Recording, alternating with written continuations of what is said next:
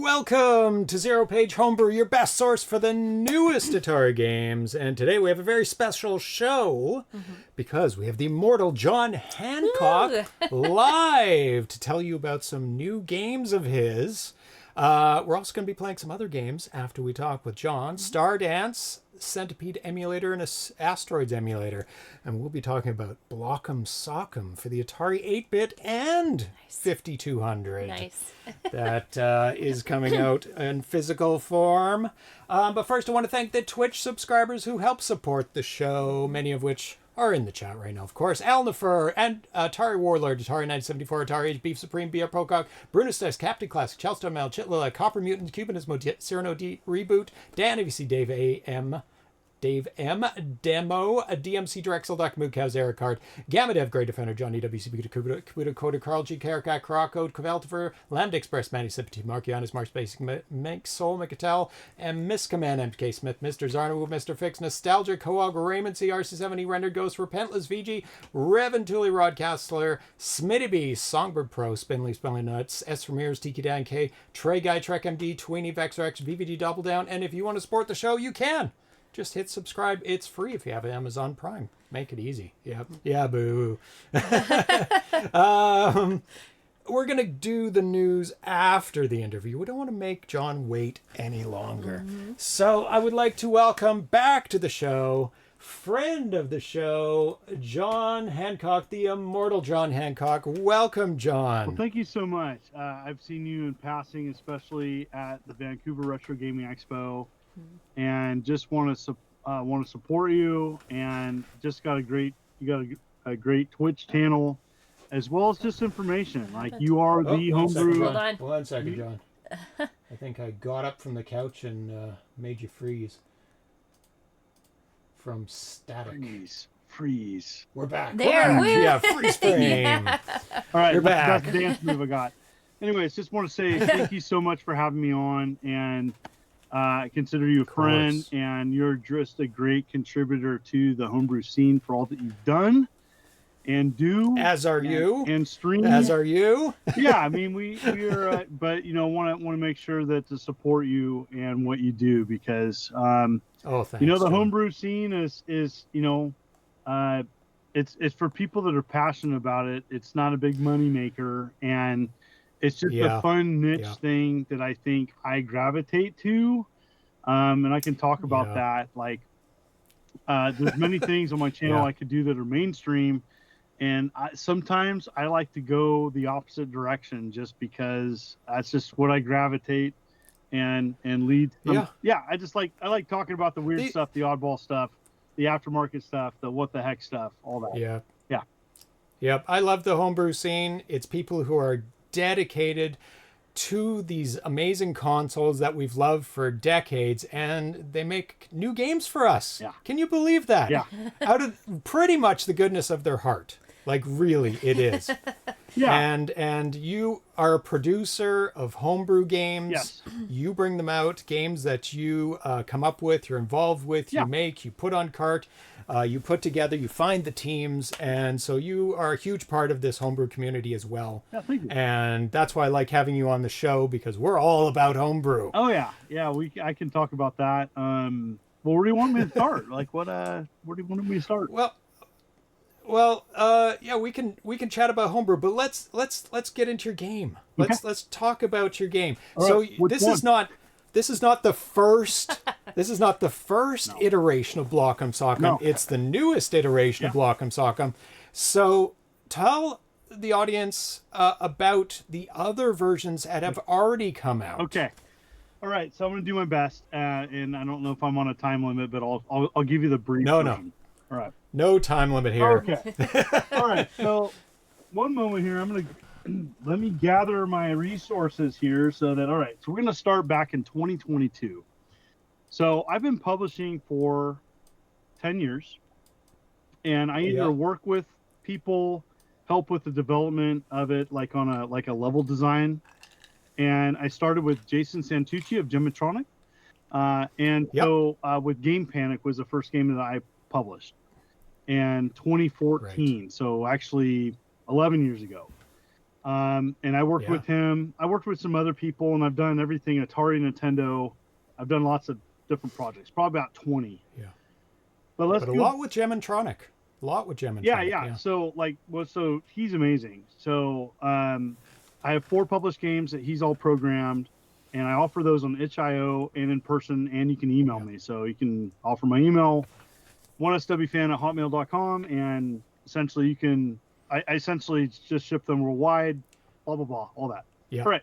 2022. I did a lot of charitable work, and for people that don't know, I did Callous Gamers for Kids for 10 years. And so I did that for a long time, and I published games for 100% charity and raised with other people $100,000 for local agencies that worked with kids with disabilities, as well as Children's Justice and Advocacy Center. And so kids that are physically and sexually abused on a felony level. So that means a lot to me. That is. And you work with kids. You're a teacher. Yeah.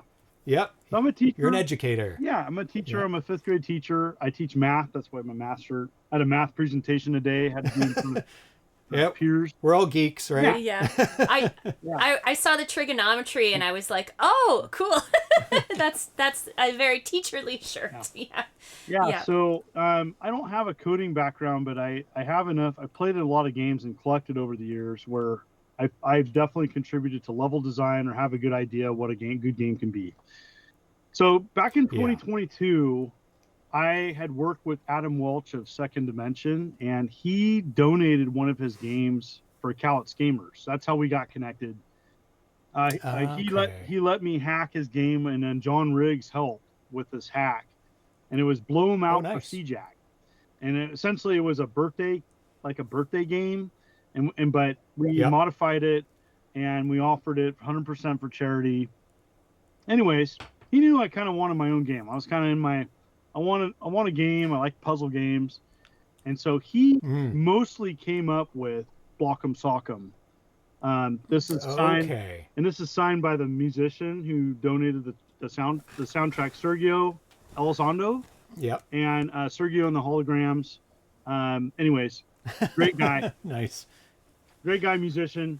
And anyways, Adam Welch came up with did the coding and stuff, but we talked back and forth, wanted to come to a puzzle game, family friendly. How long do you want it? I want it beatable.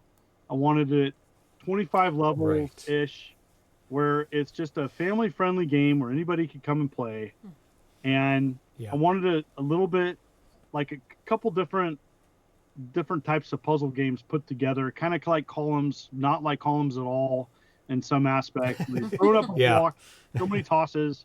Anyways, Block'em Sock'em 1.0. Yeah, I've never seen a game like it. Like it's familiar yet very different at the same time. Yeah, so took some inspiration for some Game Boy puzzle games and some other things and kind of made it its own.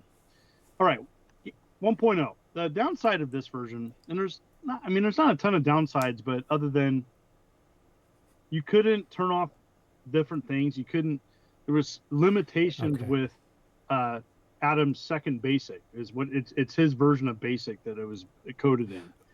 So there was some limitations to the engine and some things that I wanted. And like, I'm a big fan, if you're wondering, why in the heck have so many versions? And I'm a big fan of the Magic. Yeah, that is a question. Yeah. Yes, I'm a big fan of Magic because Magic is a company that made many different versions of like Demon Attack, Atlantis, and they all had different, they played differently. They weren't like Activision, not putting Activision underneath the bus, but Magic was a company that made different versions of the game, and it made you appreciate the strengths of each console. So I really was inspired by a Magic, because I'm going to be honest, like half the time when I do a port, if I break even, great. But it's more of like the artist side of me too, of just like offering something physical at a show to someone that grew up with a classic console, offering it at a reasonable price. We all love physical stuff. Yeah, I love we grew up collecting physical stuff. Yeah. So it really was Adam Welch gets 100% of the credit for all the versions of Block 'em and Sock 'em. It wasn't for him. He just made me a game essentially, and then just offers to, because he also can do the physical aspects of it minus the manual. And nice. Sold it to me at cost. So wow, that's so nice. So like he made the game and just gave it to you at cost, and yeah, that's and I amazing. own the rights to it, and he's like, it's your game. And so then from that, all these other versions kind of came out of that, and then on top of that, my game's now on Evercade, so on Indie Heroes 4, so which is like a crazy awesome thing. And then someone bought the rights to port it to Switch, and I haven't heard from them in a couple years. So, nope. Like, I mean, seriously, I was like, Switch. I don't remember hearing about a Switch version. Well, I mean, but taking like the game, and they the goal was for them to port it, and I'm sure it's kind of a money loss. So, like, I essentially said you could do this, and I never really heard back, so I don't know even where that is now. But I'd like to have it. I'd like to have it come out to the Switch and stuff. So. Yeah, well, maybe they can wait a few months and put it on the Switch too. Then. Yeah. I mean, it'll be compatible, so that's not a problem. All right, so that's that. I'll kind of go through. That's the first one. Yeah. Are we okay on time? Oh, we got all the time in the world, John. All right. All right. So the second version was Super Nintendo. And nope. Nice. Okay, I might have got that. Okay, I want to say it's a tie. So Super Nintendo was the one that people know about, and I wanted a couple different versions out there, but the Super Nintendo definitely has some great enhancements to it, and so I like it. It has voice. It has some other things, but the big thing with this is that you can turn off like the music and sound effects. And it looks like a Super Nintendo game. So it's we farmed it out, not farmed it out, but Alec Mall Studio, and he did a good port of this. And so we had some issues with the first version of it. There was a bug. So the first like 25 copies of it, I found out you couldn't beat the rare collector's edition. That's what you call it. Whenever there's a bug and there's a limited release, you call it a rare collector's edition. That's funny that you said that, because there was a bug on the Genesis one too. So what I did was I made it a demo, and I took the PCB out, made a black and white label, Adam did, and sold it as a demo. And that's what I did with this. Like it's 11. It's 11 smart. On the 11th stage, it would crash. You couldn't beat it, so I just sold it as an extended demo, and people loved it. So I did There's plenty of arcade games out there that you make it to a certain level and they crash too, so it's all good, right? So there's that version, and this one is like, it's cool because it has some voice and there's some other cool things. It turned out really good. Like I was happy with it. The other nice thing about this is I sell it for only $40. So it's one of the Genesis one, and this is $40, which is fairly affordable for a complete box. The manual is real basic, but not making a ton of money on this. Like, it's just more of like just a fun thing. All right. Yeah, that's a really, really good price, actually. Good price point. Yeah, when I first was offering these, that was really important because when I first started collecting years ago, decades ago, I was a college student. Like, I really started collecting video games in my college years when I had zero money to my name. I was like literally recycling cans to fill my gas tank in my car. I think we were in the same boat. I was going to like Value Village and rummaging through their bin for anything I didn't have, and they were 50 cents or $1. And I mean, I couldn't buy new games or new consoles, so collect for the old ones. They're cheap. So I wanted a Jaguar version, and I worked with several people. I was really excited about this. This was made for zero profit. You can download and play this for free. So this is just a download. Now, Atari Age sells it. Okay. Yep. And so, but this turned out really great. And I just wanted, so they essentially took the source code from all the other versions, like literally started with the source code and then just kind of branched out, did their own thing, different music on this. And was it Lawrence Stavely who did that? Yeah. Cyrano J? Yeah, very nice. Yeah, great guy. And yeah, the thing is with that team, and then he does reboot, so exactly. So Reboot, he knows what he's doing. Fantastic person and team, and he had some play testers. They all got physical copies. I offered a limited run at one show or 2 shows or 3 shows. I sold out 25 copies, only sold at cost. So I didn't want no profit from that, just offered it. Atari Age is selling it. I want no royalties from that. Just wanted a Jaguar card. So it's out there. Nice. Yeah. All right. It's not many Jaguar games, so it's pretty cool to have one. Yeah. So then came the 7800 version, which is special. Right. So the 7800 version, which, by the way, just there's new news. It's going to be new news to you first. Oh. So, exciting. Yeah, I got some new news. I'm going to share some cool stuff. Only here's brand new. Exclusive. Okay, so this is really special. Daryl Gunther. I'm playing Daryl Genther. Fantastic guy. So the funny thing about this. So I met him at a show, and I was Midwest, and I loved his work. I just loved what he did for Popeye. Popeye for the 7800. If you haven't played it, it's beautiful. So good. It's so good. So I literally just asked, "Hey, do you want to port Block'em Sock'em to the 7800?" And he literally turned around and said, "Sure." And it was like, that was it. No discussion, just start. And I don't know if it was immediate, but so he really went out of his way to make a beautiful, beautiful version of this. Now Atari Age is going to be selling it. I did a limited run. I don't know if I'll ever offer it myself. Albert's going to be selling it.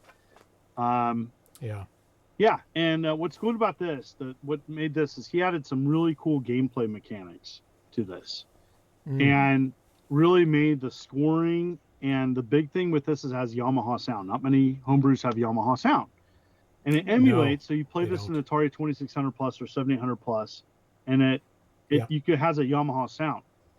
The new news is that Daryl went back and coded this, because we offered it on the VCS and they couldn't get the Yamaha sound. They never got it to work.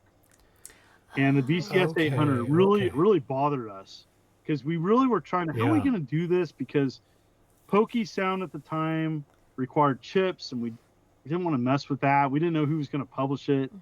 And the Yamaha sound with the 2600 plus coming out, we could just emulate it. And it was like, well, what about the original people that had just the original hardware? Well, there is, it's not released yet, but Daryl has a version of the game now that fits within the limitations, all 3, including Pokey sound. So I want to offer it first on the Atari VCS, and I reached out to them. I haven't heard back, because they can emulate Pokey but not Yamaha. And so it'll offer, and on the menu setting, you can switch between, and it sounds beautiful. Anyways, that's a long ramble about it's a nice chip. Yeah. So, well, that's exciting. That's great that it's coming to the VCS. All right. So we still got time? All right. We got all the time in the world? Oh, we're running out. Right. No. Just kidding. All right. So, this show has no time limit. Okay. We're not on broadcast TV or anything. All right. All right. So then you have the Intellivision version. And I want to say, for all the Intellivision development and Rev and really all the wonderful people of that community, they made this happen. Brian's Man Cave programmed it. Yep. The entire community of Intellivision, really, my hat's off to them. Thank you. Yeah. Because this was my first game dealing with a local vendor that had a box. So I really wanted to start offering my games in a box. And I was like, how in the heck is that going to work? Because I've heard it's expensive. Found a vendor that was able to do it with, affordably. And the entire community came together to make this happen, and almost sold out. I've only 11 copies left. Nice. 100 copies. 100 copies of Intellivision game. The television community is quite passionate. They're at a fever pitch. Yes. They're very passionate about their their cartridges and collecting and getting everything that ever comes out.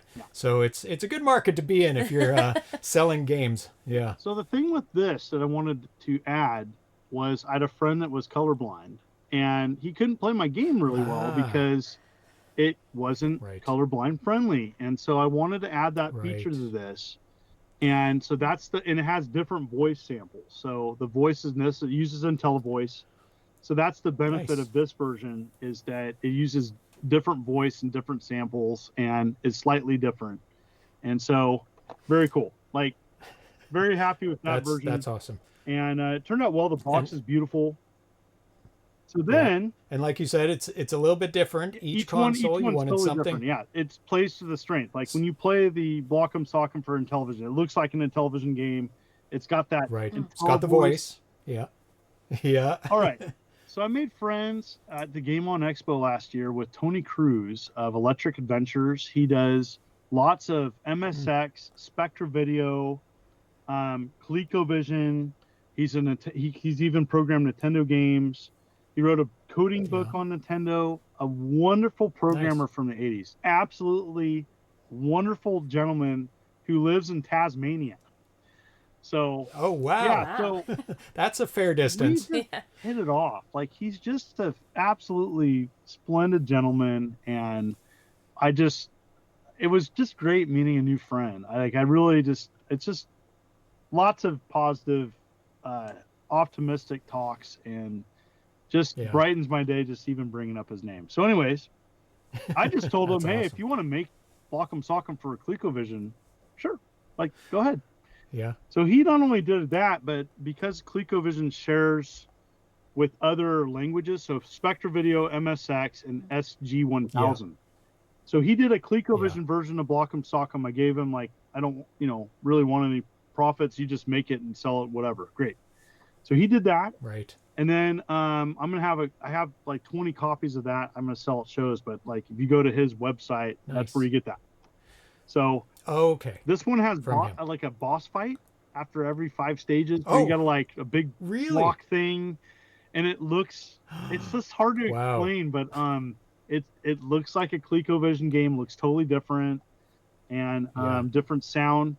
He's working on the Master System version now, which when I travel to Brazil, my goal is to eventually offer that, because I'm going back to Brazil for RetroCon. For the 2nd year in a row, which is a crazy other story about being flown to Brazil for a game show, which is like crazy. Yeah. So I remember seeing the photos of you at that event online. Yeah. Let me tell you, awesome. You can go to Brazil. Oh man, it's the food, the people, everything about it's just like out of this world. Nice. How's your Portuguese? Huh? Yeah. Oh yeah. How's your Portuguese? Yeah, I had an interpreter there. Good. Yeah. All right. Yeah, so nice. now we are at where we're at now. We're finally there. Okay. Yeah. So I didn't really start out saying I want to make it for this the next 2 platforms, and so PlaySoft. Okay, Paul Lay. Out of nowhere, essentially working with Daryl and some other people, like essentially said, hey, I made this game for the 8-bit. What do you think of it? Like, just out of nowhere. Wow. And like, he does a lot of that. Like, I noticed, like, in the forums when he just releases these demos of games that are like mind-blowing. So I know you're in like, 8-bit. So this is like the 8-bit discussion video, right? So you have to check out his Scramble, and he's done some other things too, but like this Scramble port for the 8-bit is beautiful. Nice. This gentleman is mind-blowing, a really, really top-notch programmer. So so Daryl and him were working with each other, because Daryl's up there too with like just how polished Block'em Sock'em on the 7800. That's probably one of my favorite versions. And he took it. Yeah, it's really nice looking. So he took it and made it for the 8-bit and 7800. No, 8-bit and 5200. And and so how are we going to get this to work? Well, because I knew that like I didn't know about the market, and so like there was a lot of questions. How are we going to get this to work? Well, one of the things to make it work was to share a box. So because working with the box company, I can only the minimum is 200. So what's the reduction of money I'm going to lose on this project? And so what's the lowest box amount I can order, and that's 200. So what we did early on is to make the same box and just put a check mark or a little right here. Blue is for 8-bit and silver's for 5200. They're the same box, same instruction manual. And so I'll show you that. And that was done back in the 80s as well. You know, you had C64 and Apple boxes, and they just put a check mark in whichever one it was, and dual instruction manuals and stuff like that. So it's totally right along the lines of classic stuff. So the nice thing too is Paul didn't want anything. He's like, I know that this is gonna, like, you're gonna do a physical, and like they kept saying, hey, only make so many, and like, I don't want you to lose a bunch of money. So initially 50 copies of 5200 and 8-bit are being made. The great news is sold through 42 copies of the 5200 with a couple outstanding orders. So almost sold through the 5200 copy, which is nuts. Yeah. That's another passionate group of people, the 5200 collectors, because there's so few 5200 physical cartridges out there for homebrew. They snap it up immediately. There's that. It's the same game with some really advantages of, I would say, the 8-bit, you don't have to deal with the 5200 controller. But what's cool about Paul at the 11th hour, he made a calibration built in to reduce the dead zone in a 5200 controller. It's in the manual as well. And so the other thing is Philip Boland. Look at that manual. Look at that label. The metallic label. I mean, it's just like he knocked it out of the park. So we had we had very little hiccups with this project. It was just like box done, manual Steve Jones done. The label Philip Boland, and like everybody was just like, hey, working together, and it was a fantastic. Knocked it out in like 4 months, like start to finish, everything. And you said he approached you with it, like pretty much done. Pretty he much approached you with it. Done, He was like tweaking it and stuff, but like and so turned out great. So the challenge came. That's awesome. The challenge came with Atari 8-bit PCBs, and everybody was like, the whole thing is, I think the 5200 will essentially, I'm guaranteed to break even now with the project. Now the 8-bit is a little bit harder to move, but I think I'm more of an artist of like, just, I want to offer something. I love it when people walk by my booth, back up. This is for this. And they say like, well, I see that for lots of Nintendo stuff, and I'm offering a new Nintendo game. So I'm like, I'm doing the mainstream stuff, but my passion really for this 8-bit and 5200, of all the things I've published, it's been an absolute blast just working with people making this. Of the last 10 years working on different game projects, this is probably up there with my favorite. And part of it was just the people connected to it, the reception, and it's a great game. It's a great version. Like I'm not trying to phone it in with, like, this is probably one of the best ports of it. And I'm offering new versions of it, but this is probably one of my favorite. So just because Paul took his own spin on it, and I'm not going to say anything about gameplay, you'll be able to show them. We'll show it in a second here. The special effects, the mechanics, the game. And then Tony Cruz, my friend from Tasmania, was able to source and build PCBs and 3D print cartridge shells. And what's cool about the 8-bit version is you don't get to pick your color, one of 5 colors. And then and so it's got the XT label, really nice label. So you roll the dice if you order it. But if you go in person, you can pick one, or do they have to pick out of a bag? No, I don't put anything on this that tells you what color you get. And it's already in the box. They're all numbered, and you don't get to pick your number either. So every card will be signed and numbered. You don't get to pick the color or the number, because I've dealt with that in the past, and then you get leftover numbers that nobody wants, or people get real particular about the number. Give me number 77 or 56, and I'm like, yeah. So, anyways, just a lot of fun. And if I sell 3 copies, 30 copies, it doesn't matter. Like, I've enjoyed making this project, and the game stands for itself. I think it's a fantastic puzzle game, and I'm really grateful for Paul Lay's really hard work, and just all the entire community getting behind me. So, and it's an amazing get to have Paul Lay make your game too. Yeah, he's such an amazing programmer and developer. Let's fire it up. Let's show the people what it is. I'll give this to Tanya so I can ask some questions, or give it to the cat. Sir? Yeah, sorry for the long. There's a lot. No, I love talking to you. Yeah, John. There's a long backstory there, because it's like I'm not done too. I mean, it's good. Yeah, it's good to give context and the history of it, so people know where it came from, right? So the XEX. There we go, the Immortal John Hancock. That's right lovely. up Look at front. Original game by Second Dimension. You give them a shout out. Atari port. There's the title screen. So this is working with kind of lowest common denominator. So it works on 5200 and 8-bit. Right. Oh, wait a second. We've lost you. One second. Interview. Now you're back. All right. There we go. Good.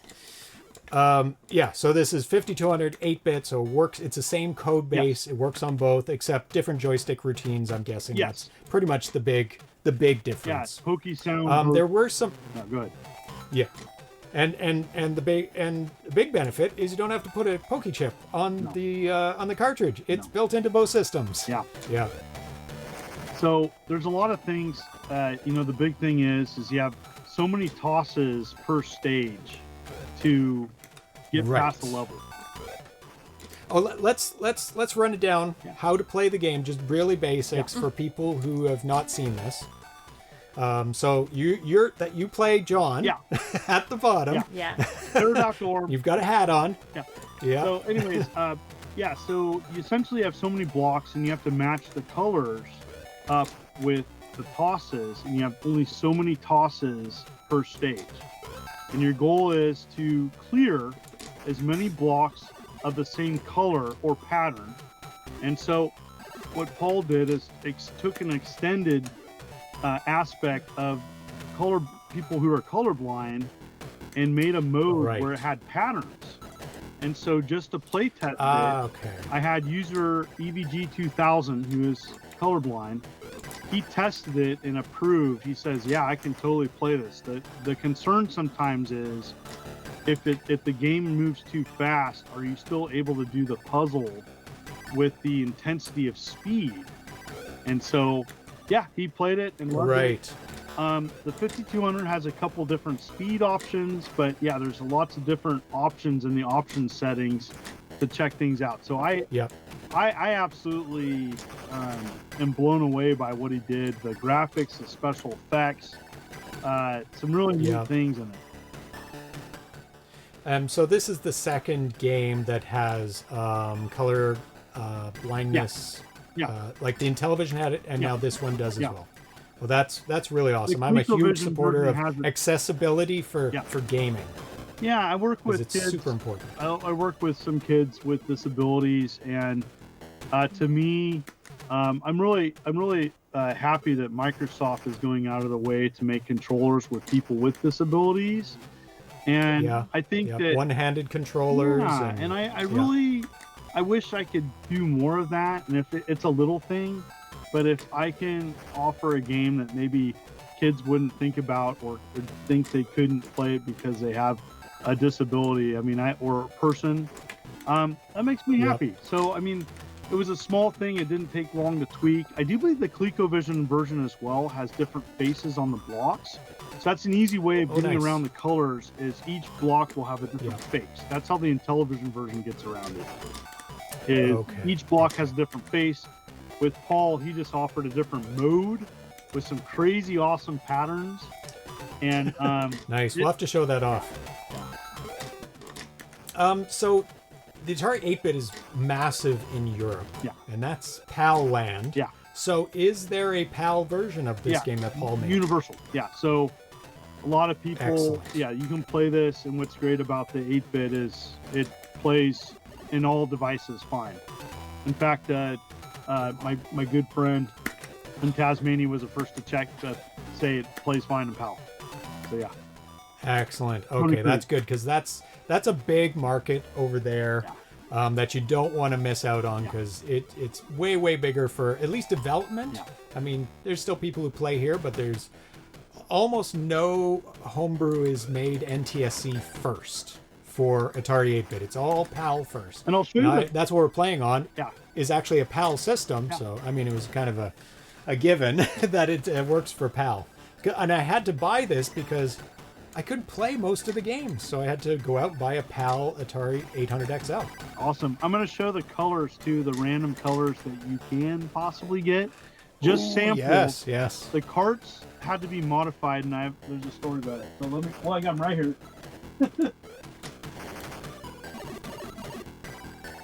All right. Okay. So you can get a black cart. So, and they look a little different. Yeah. These are test samples. We ended up, the story behind this is that the PCBs were a little bit too long. So Tony Cruz had to engineer a longer shell to fit the PCBs just right. So these are slightly altered. And then my shells don't have the Atari logo on them. We took that off just to be extra careful. So just in case, yeah. Even though it's on the box. That's really nice. But that's a note. I like black shells. Yeah. It's very classic. Or my favorite is smoke gray. Yeah. Translucent smoke gray. That's my favorite color. Okay, then we got blue. I haven't got those. They're coming almost any day. So we got blue. Nice bright blue. Yeah, it's really nice bright blue. Gorgeous. One of the Steve Jones, who opened the manual, he wanted that. He wanted that color. He's like, oh yeah, that's cool. I like the red pop. Oh yeah. The bright red. I have a carbon color nice. too, so I like that. I'm in that middle. So that's your color, right? I'm in that. That's the one you got for yourself. Phase where I got to have the white shoes and the Hawaiian shirts are starting to. I'm okay with the Hawaiian shirts now, so like I'm hitting that middle-aged phase.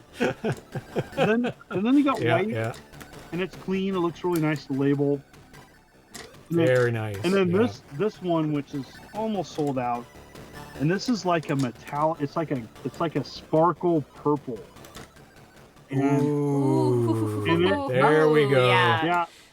That's the popular one. I would get that one if I had a choice. Yeah. But people don't have a choice. So. Yeah, and so it's got a really cool like shimmer to it, and it really turned out great. And purple's in the game as one of the color blocks, and so I really And Tony, this is Tony's idea. Tony's like, hey, so the reason why you're like, why do you come up with 5 colors? Well, I did colored 3D carts for the 7800 cart only release in person, and I wanted to do that again. But I was worried about cost, and so I asked Tony, because he was willing to 3D print these. I go, do you have any leftover colors from 3D printed spools? He's like, yeah, I got like 5 colors. Here's the 5 colors. Which color do you like? And I said, all of them. And so that's how we came up with these colors, is that, we're going to... There you go. So, yeah. He had them. So, yeah, it's kind of cool. It turned out great. I'm really happy with the project. The people I got to be friends with, how seamless it was. It was just, it wasn't, I don't know. When you get kind of knee deep into a project and it just all works, and it was a good game. The quality of the boxes, everything kind of came together with this project. So, yeah. Yeah, because that was one of my questions. Getting it from, hey, I've got a game for you, to putting it out on cartridge. Yeah. Sounds like it was a pretty easy process, but a lot of people don't realize how much actually goes in to putting this all together as like a distributor, producer of games. Well, There's so many little things. Yeah, so like I had to get someone who created the manual, could also, we had access to some to print it. the person who designed the manual is the first 5200 manual they ever made, and it's beautiful. I mean, it's like nice. It's well, let me show you. I'll show you. Yeah. I'll show you. How about that? Yeah, and there's an art to creating instructions that are readable, that are understandable, that don't overwhelm somebody. Because this is a puzzle game, and puzzle games can get complicated for some people. Well, the other thing that Paul is brilliant on is you don't need the manual to play the game. There's a walkthrough of how to play it, and it's beautiful. Yes, nice. And so that's really great. Yeah, so the color manual, which takes a nod from the Genesis one, but I'll just point to this. Like, that's just a really cool, like it's got the 8-bit 5200 like rainbow color top, and it's fun. It's colorful. And you want something that reflects the game in the manual as well. So and here's the 5200 calibration, and so it talks about that. But like, it wasn't just kind of a half thrown together manual, which sometimes that happens. But this to me, for a very first 5200 manual or 8-bit manual, beautiful. So Steve Jones also did my television manual for Block'em Soccer. Like, he's like, it's awesome. So for his first 5200 manual, it's beautiful. Well, oh yeah, it looks great.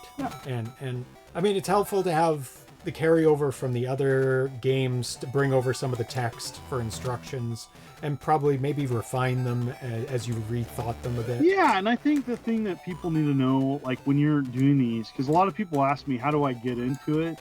This has been like, some of these relationships a decade old, like Jason Santucci, and Gematronic, and and the Intellivision community. One project made the other project better, which will make the next project better. And who knows? Exactly. Maybe I'll even break even someday. So like, I mean, it's one of those things of like, and I think the other thing to know is like, if you're gonna do this, like you can make some money, but that's not the primary purpose for me, because I'm more of like an artistic perspective of like, I got myself into a video game that's fun, and I can offer this at a show, and it's essentially like physical there's so many consoles that are just going away, and physical is like kind of a dying art form. And so if I'm the tail end of that offering a weirdo puzzle game on abandoned consoles of yesteryear, so be it. I'll take that prize. So Yep, you and I are in it for the same reasons. It's fun, it's a great community, it's keeping alive things that people are really passionate about. How you doing in the game? You're on I forget, I just totally level messed 10? that up. Oh no. Oh, you're still good. Let's see, I've got some. So you said something's a little different in each of these versions. So what kind of stands out in the 5200 8-bit version? So what's good about this is he took a nod from the 7800 version, where at the end you can do a bonus. You can like there's like a countdown, and you can do a bonus throw. And he got that from Daryl. I love that. I love that. And Tanya's been trying to complete one, and she finally got one. No, I got a couple. Okay. Yeah. So that's love that. That's really a neat bonus, and that he did it in the opposite directions at times. So you're not just going in one direction.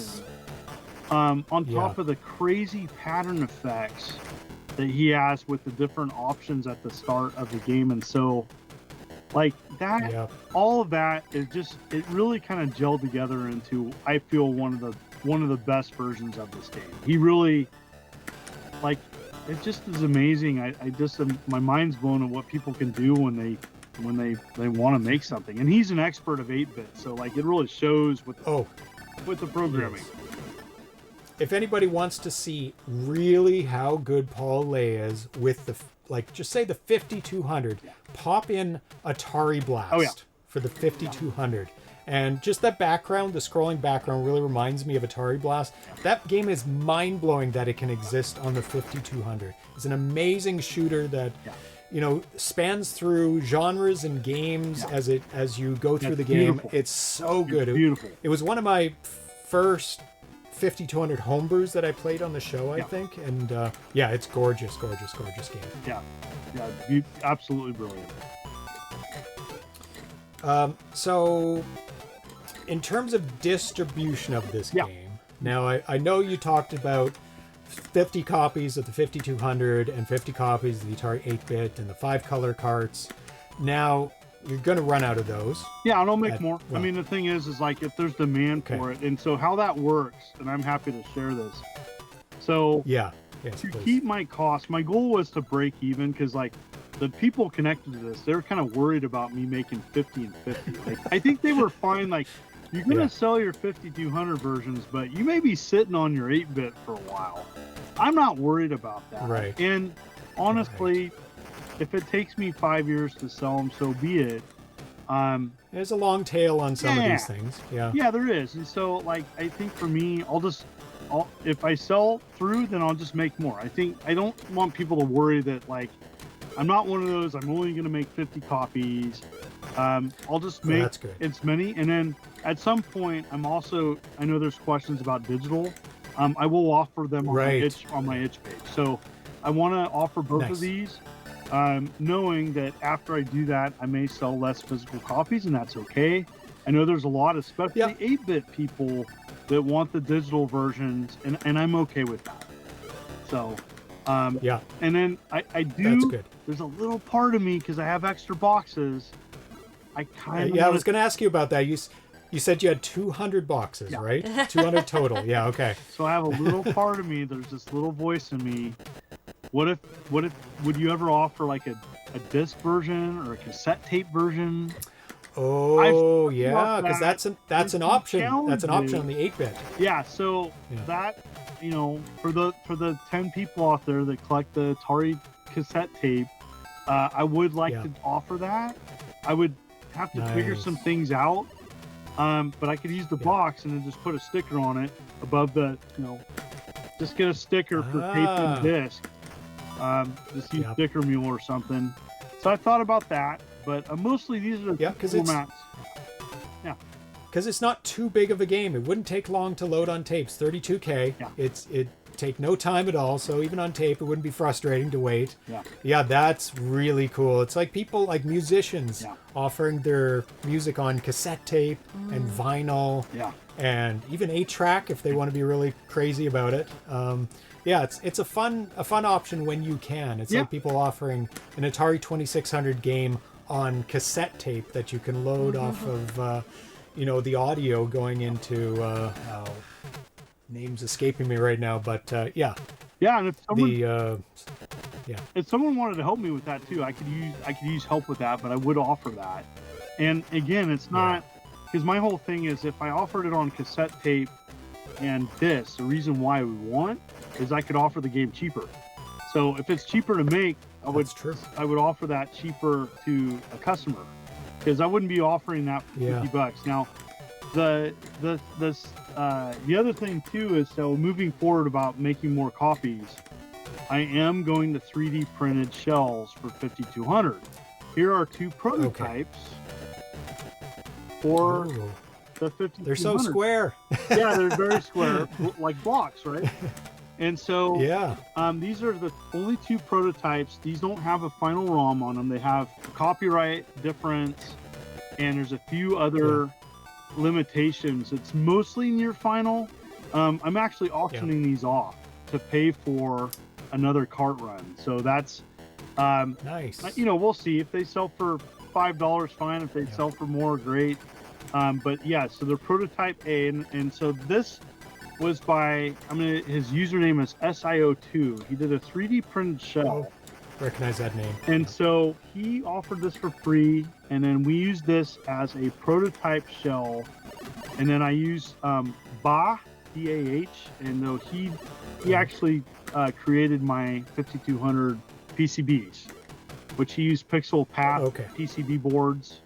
I know I'm getting into the weeds here, but so what we didn't like about this is there's no indentation for the label. So my friend, who has nothing to do with, he's never done this, but he had he's a math guy. So he then created a indentation for the label, and it's all good.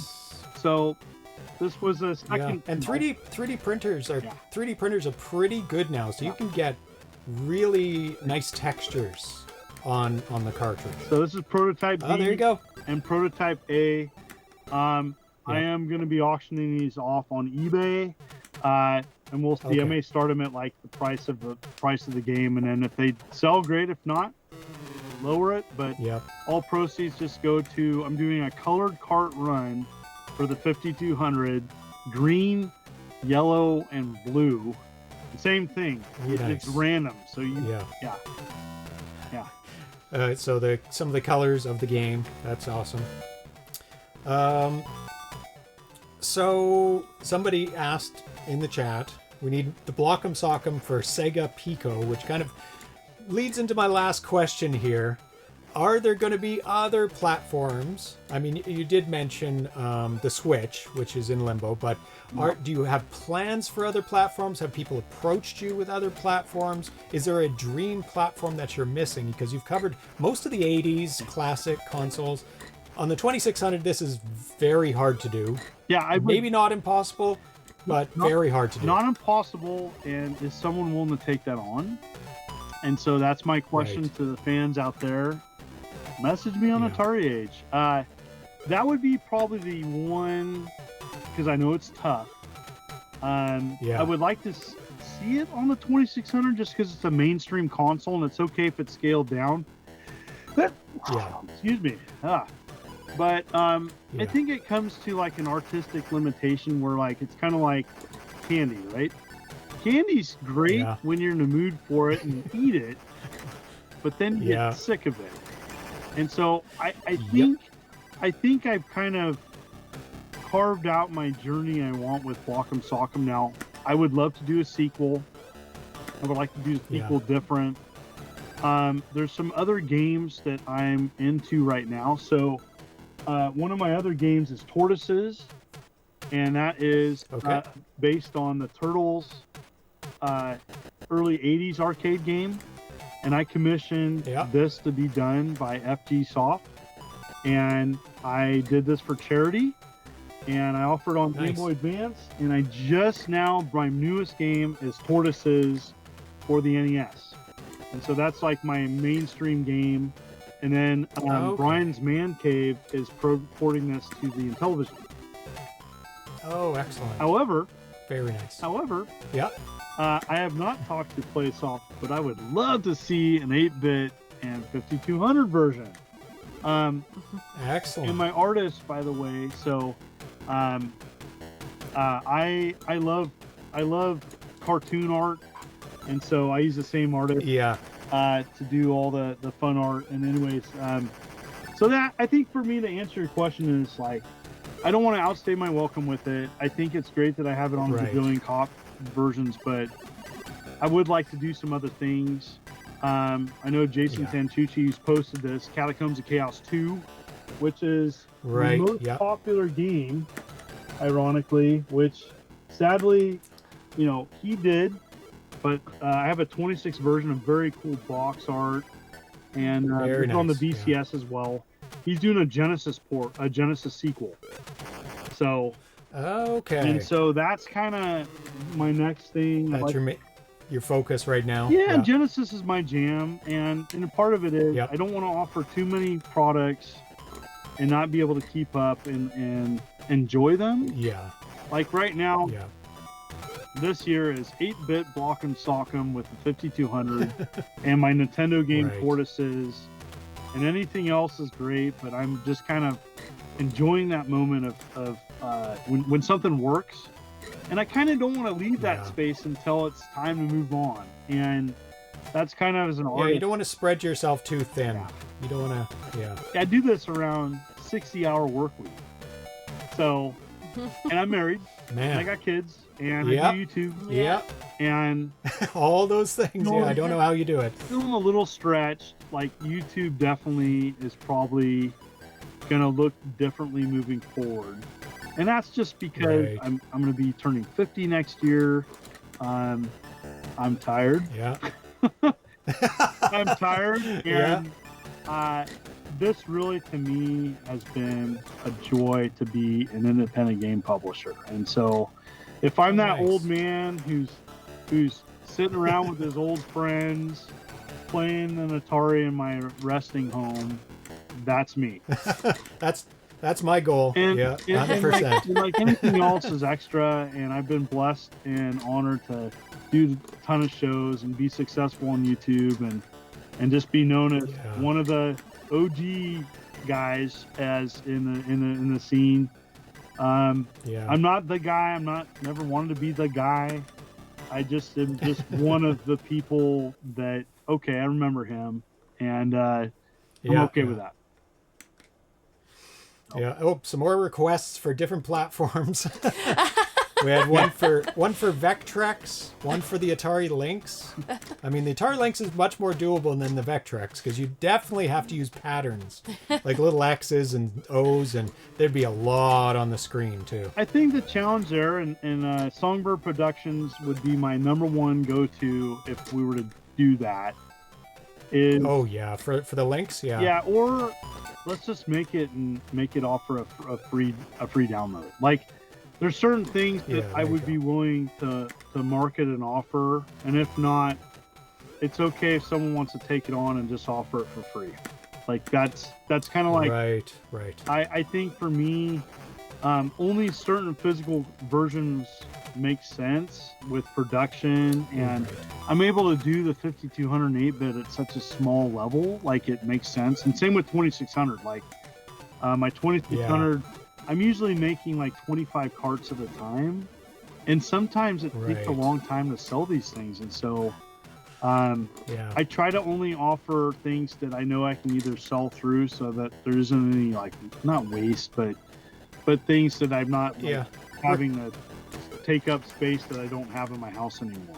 So and recovery of what you've put out for them as well. That's important, because you're not doing this for charity. I mean, you're doing charity stuff, but you do want to break even at least, because that's or get close to it at least. Anyway, I know I don't make money doing this, so I think for people curious about how much, and I'm okay with talking about it, it was about $2,000 to just put out the product to do this. So that's not including the time, the connections with people. Many people were just happy with a copy of the game to contribute. That's and so if people think that I'm making a ton of money, when you calculate time, I'm not making anything, and it's not about that. Like, to me, it's like making a quality product. I'm really happy with how this turned out, and so, like, to me, looks great. I mean, it just, the boxes and the manuals and the people connected and the programmer, and there was no fighting. I mean, the biggest conflict we had, and I'm okay with talking about it, was using 3D printed cartridges that can be accidentally inserted into a console backwards. So that was the only thing, but I'm just gonna say that I'm gonna move forward with. Just have to test all of them. Well, I think the 3D printed shells. The thing that I get bothered by with some of my older products is that I don't like destroying old games to make new games, and even on the small level. And so this being 100% now new means a lot to me. That's what I like about the NES game, 100% new. And moving forward, I'd like to make all my games 100% new without destroying, even if it's a crappy combat card or a Pac-Man. That's what I like about Atari Age, is that they're using 100% new items, and so I really want. And I think we've gone past that phase. Gone past that phase of destroying cartridges. It's like, well, let's stop that for now. We've destroyed enough cartridges for our hobby. The 8-bit one. What's nice about that, 100%, and I really like that. And that's great. That because of Tony Cruz coming up with a viable, affordable PCB. I almost went the Atari Max route, and you could save your high scores, but then the downside is flash memory can be erased, possibly. Oh, right. Okay. And so and the person behind that, I think Steve, what's his name? The person who made the Atari Max, wonderful to work with. And Nice. a big shout out to Lance of Video 61, because he offered his shells for my 5200.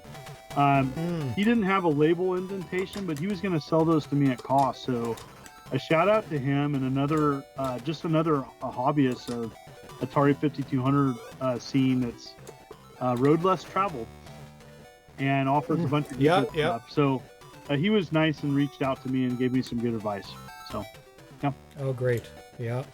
Yep, 5200 is a small but dedicated scene. Yes, it is. So I'm sure you've made them more than happy with this new game for them, and you've released a demo version of this game so people can check it out. Absolutely. It's on the Atari Age forums and other places, so try before you buy, shareware kind of thing. And it will be digital, and it will be affordable digital copy, so very affordable. Great. Lots of options. Probably within the year.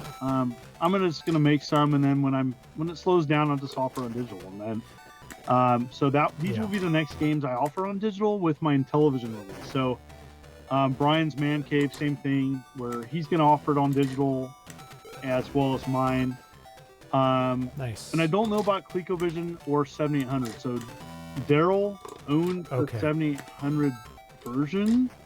I felt really comfortable and felt like he owns that version of the game. So it's we split things 50-50, but it's his decision on that on digital.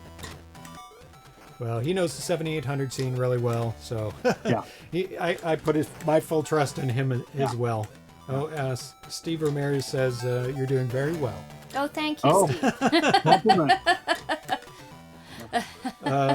Yeah, Nostalgic says, are audio cassettes still being made? I'm reasonably sure 5 1/4-inch floppies aren't anymore, so a floppy release would require sacrificing old games or new old stock as well. You can old stock for days.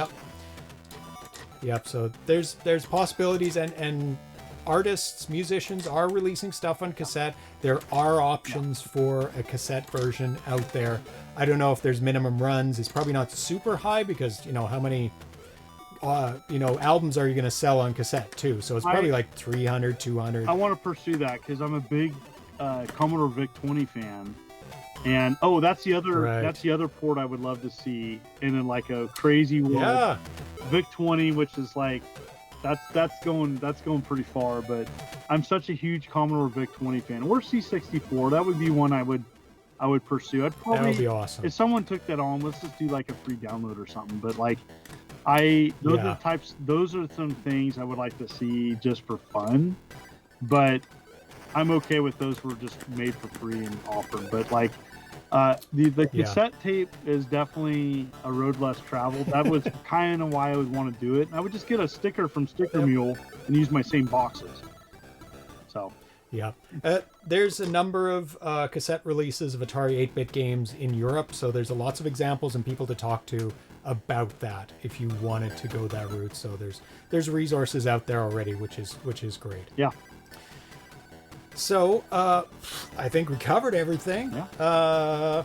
Anything else, or is there any place you're going to be soon at conventions? Yeah. People can pick up. Where can they pick up these games? Yeah, you can email me. Give them the rundown. So you can email me and 1swfan@hotmail.com, and that's my professional email.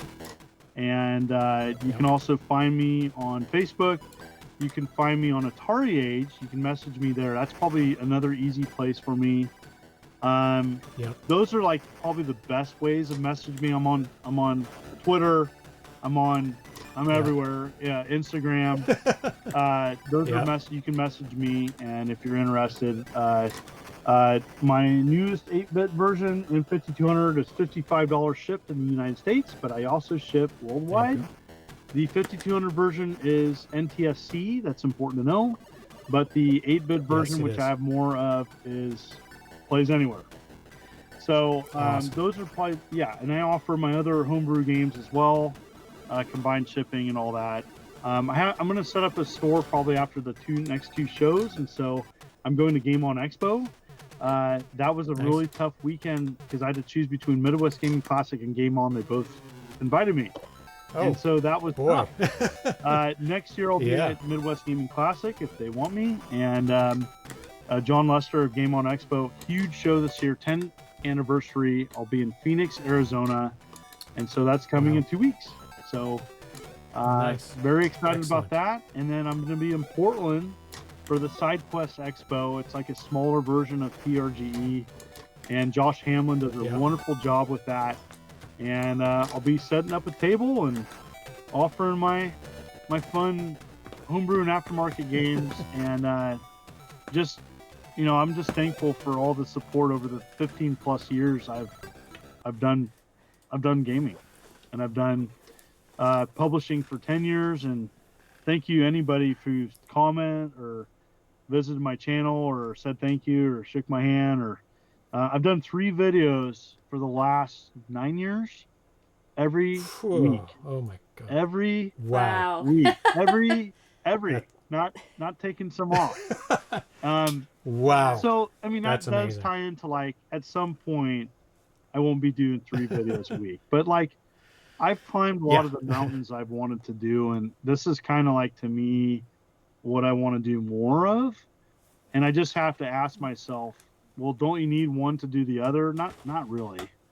And I don't know. I've been really happy doing this, and I've been doing more videos that I want to do and not for the views. That's and great. when I've stopped caring about the views or what people want me to do and just do what I do, I feel so much better. Just do. And no kidding. And that's what I do, like 100%. and I think people will see that when you're doing the videos that you want to do. They'll see that you're relaxed, happier, more enthusiastic.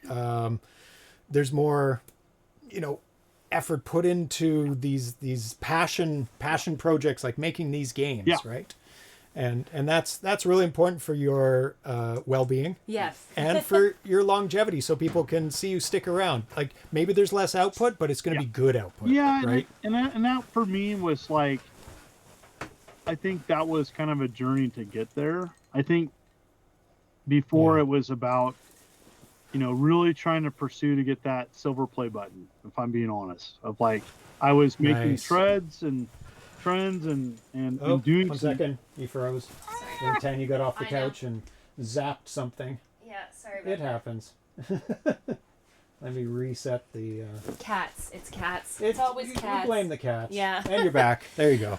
Sorry. For me, I think for a time, it was really, I feel like I was doing the videos I mostly wanted to do, but chasing that silver play button, you know, and then you got to like re-identify yourself of like, now what? And as I've gotten older and years have added on and I've gotten some gray hair, that matters less. We all have. That matters less to me. And it's fun. It's fun to have a popular hit. I'm not going to lie. Yeah. I've had those every now and then, but it matters less now because at the end of the day, I work too hard to have to feel like I'm having to work more. And I don't want to work more on top of working a lot. And, you know, after my wife... You have a day job already. You work. You make money there. You put in a lot of effort, and this should be fun. This should be fun now. Yeah, right? And so I've really thought about that, especially after my wife and her cancer and all that. Like, that really just changed everything. And, like, that was kind of a pivot for me of just, like, what really matters is that with the time with myself, my own health issues, my wife, I need to like appreciate everything. And so moving forward, it's like, that's really what I'm putting my time into. So, that makes a lot of sense. And I'm glad to hear that rather than see you just like burn out and you're gone. Yeah. Just one day, there's no more John Hancock. Yeah. And I want that'd be terrible, right? Yeah. I mean, the thing is I'm not going to do YouTube forever, but like I've done it for 15 years. I've climbed a lot of mountains. I still have things I want to do, but I'm not going to do it forever. But I'd like to maybe look at it, work-life balance a little bit more. And you know, the thing is like people don't realize that the revenue for people such as me to do it part-time, it's like, unless you're doing all the things, you really can't live on it. And so for me, the work-life balance is like, it's a hobbyist income, side income, that I just take that revenue and I just dump it into the next project. That's the truth of the matter. And so that's kind of where I'm at, and sticking to it. So yeah, well, that's really great to hear. Actually, that's really good. So hopefully I'll see you if and when you come up to Vancouver Retro Gaming Expo. Yes, just to we gotta do we gotta do a panel together or something. Like I'd like to mix that. Maybe I'll talk to Brian about that. But yeah, I'm down. I always love seeing you, both of you. Wonderful people, and just your positivity, and you're just relentless offering of your time to the homebrew community over the many years. The homebrew awards, the promotion of things that nobody else is really talking about. It means a lot to a lot of programmers. So thank you. Oh, thank you so much for those amazing words. Well, because that's what I do it for. I want to shine a light on. Thank you. I want to shine a light on these amazing developers that maybe don't get what all the kudos they deserve for all the amazing work and games they make. And I know when I play them, I love these games, and they surprise me constantly about how fun even the simplest appearing game is. And I'm like, more people have to play this game or that game, and I just show them on the show, and the developers really respond, and that's what I do it for, is to show off these systems that you can still have so much fun with. And you got some fun stuff showing on 8-bit. I saw kind of some other you got some cool stuff you're going to be showing on 8-bit, so it's neat to see that there's some amazing development going on there, so very cool. So good. Well, thanks for hanging out with us today. It's always great to play Block'em Sock'em. Did you have fun? Oh yeah. It's such a great puzzle game. It's such a fun game, and it's a relaxing game too. It's like The big thing is we didn't want a time limit too, and we wanted it easy to get into, but like to beat it, you can beat it in about an hour. I wanted it beatable because there's so many games you don't beat. And just a fun, enjoyable thing that you could show anybody in the family could play. So it's I wanted, that was really important for me to offer a game that like my kids in my classroom could play, and B anybody should get in and play. And not having a time limit, that was one of the big things making this. I didn't want a time limit. I don't like those games. And that's great for puzzle games, and for people who want to get high scores, even with levels ending, you can always get a better score. So people who want to try for the top score, there's lots of room for that. Now there is a speed run. There's a speed run in this version. So there's a time that tells you how fast you beat it. So just saying, so that's separate from timing, like a time limit. But if you're a speedrunner, this is a game for you. Nice. So there's multiple options for people to compete with this game. You can speedrun it. You can get for high scores. You can do multiple things. That's awesome. And I don't just take your time and relax. And I don't speedrun in my dreams anymore. So that's where I'm at. So. There you go. Well, thanks, John, Thank you. For coming on the show, and we'd love to have you physically here on the show if you when you come to Vancouver. That'd be super awesome. I'd love to do that. So that's awesome. So great having you on, and we'll talk with you very soon. I'll see you soon in Canada. You bet. All right. Take care. Bye, John. Later. Bye. There we go. Awesome. Always fun to play puzzle games. Love of course, I let you have the joystick because it's a puzzle game. I think every time John's been on, I've gotten to play like a good solid 30 minutes of Block'em Sock'em. Yeah, very good amount of his game. I'm not upset at that at all. It's always such a fun game to play. So we can take the earpieces out now. I'll give you that. And that should go back to normal audio. Yes. And we do have 3 more games to play today. Esther says, excellent puzzler. Deserves to be in everyone's collection. Definitely. Regardless of what console you have all the choice collect, in the world. You have all the options. Yeah. So. Coleco and television. Or get them 7800. Yeah, you can collect them all and see all the variants of it. Yeah. So the next game we're going to be playing is kind of a shooter. It is a shooter. It's StarDance. Yes. Oh, is it treat time? These cats have been not so patiently waiting for treats. they've been okay. No, he's been a bit of a monster this little guy. Oh, well, Yeah, I can tell you. Wasn't seeing that. He's a bit of a monster. So the predictions have started. You can bet on the cats. Cat betting You can time. feed the cats and bet on the cats. Cat betting time. So it's the first cat to 10 rings of the bell. Yes. These are the bells, and these are the cats coming in. So let me switch over the screen so you can see the cats a little bit Are you better. coming in or not? Little Atari cat. Come on in. You're a very silly cat. Look at this little kitty. You have to beat him. No, don't go out. He spooks. I don't know what it is, but he gets all spooked. I have no idea what I don't know. thing is. He'll run out the front door. Okay, Sid 3-4 already on the board. Always a good bet. So you have just over a minute to place your bets. Just hit predict at the top. Yep. Pick your cat. In the chat there. Yeah. Pick how many you think they'll win by. Yes. And then we'll put down the bells and watch the countdown so we can start on 0. Okay. Okay, so we can count it down. And you'll Oh, notice. Sid's got on the board for 5+. Okay. Oh, Atari's on the board balancing for out. 1.1. And you will notice it's a bit skewed to Sid. He does tend to win, He's very good. but Atari does win sometimes, and he did on a recent show. By 1. By 1. He was neck and neck. Oh, and it was a just, neck and neck show. Just got it. So Yeah. there is, So there he is does. a chance. He does get it sometimes. Yeah. Switch Yeah. over the chat. I feel like that's a good spread. 30 more seconds. Oh, now we've covered it all. Covered the board. Excellent. That's good. Someone's gonna win. Someone's gonna Sid win 1 big. and 2 is now on the board. Yep. Not much on that one. So if that Sid 1 and 2 wins, Yeah. they're going to get a good prize. All Another right. person put some on Sid 1 and 2. Okay. Still okay. some more. Good balance. Yeah. So it's mostly Sid 3 and 4, which is a very safe bet. All right, we're down to 5, 7, 6, 5, 6, 7, 5, 4, 3, 2, 1. All and right. they're off to the races. And it's Oh, Atari. Atari got it first.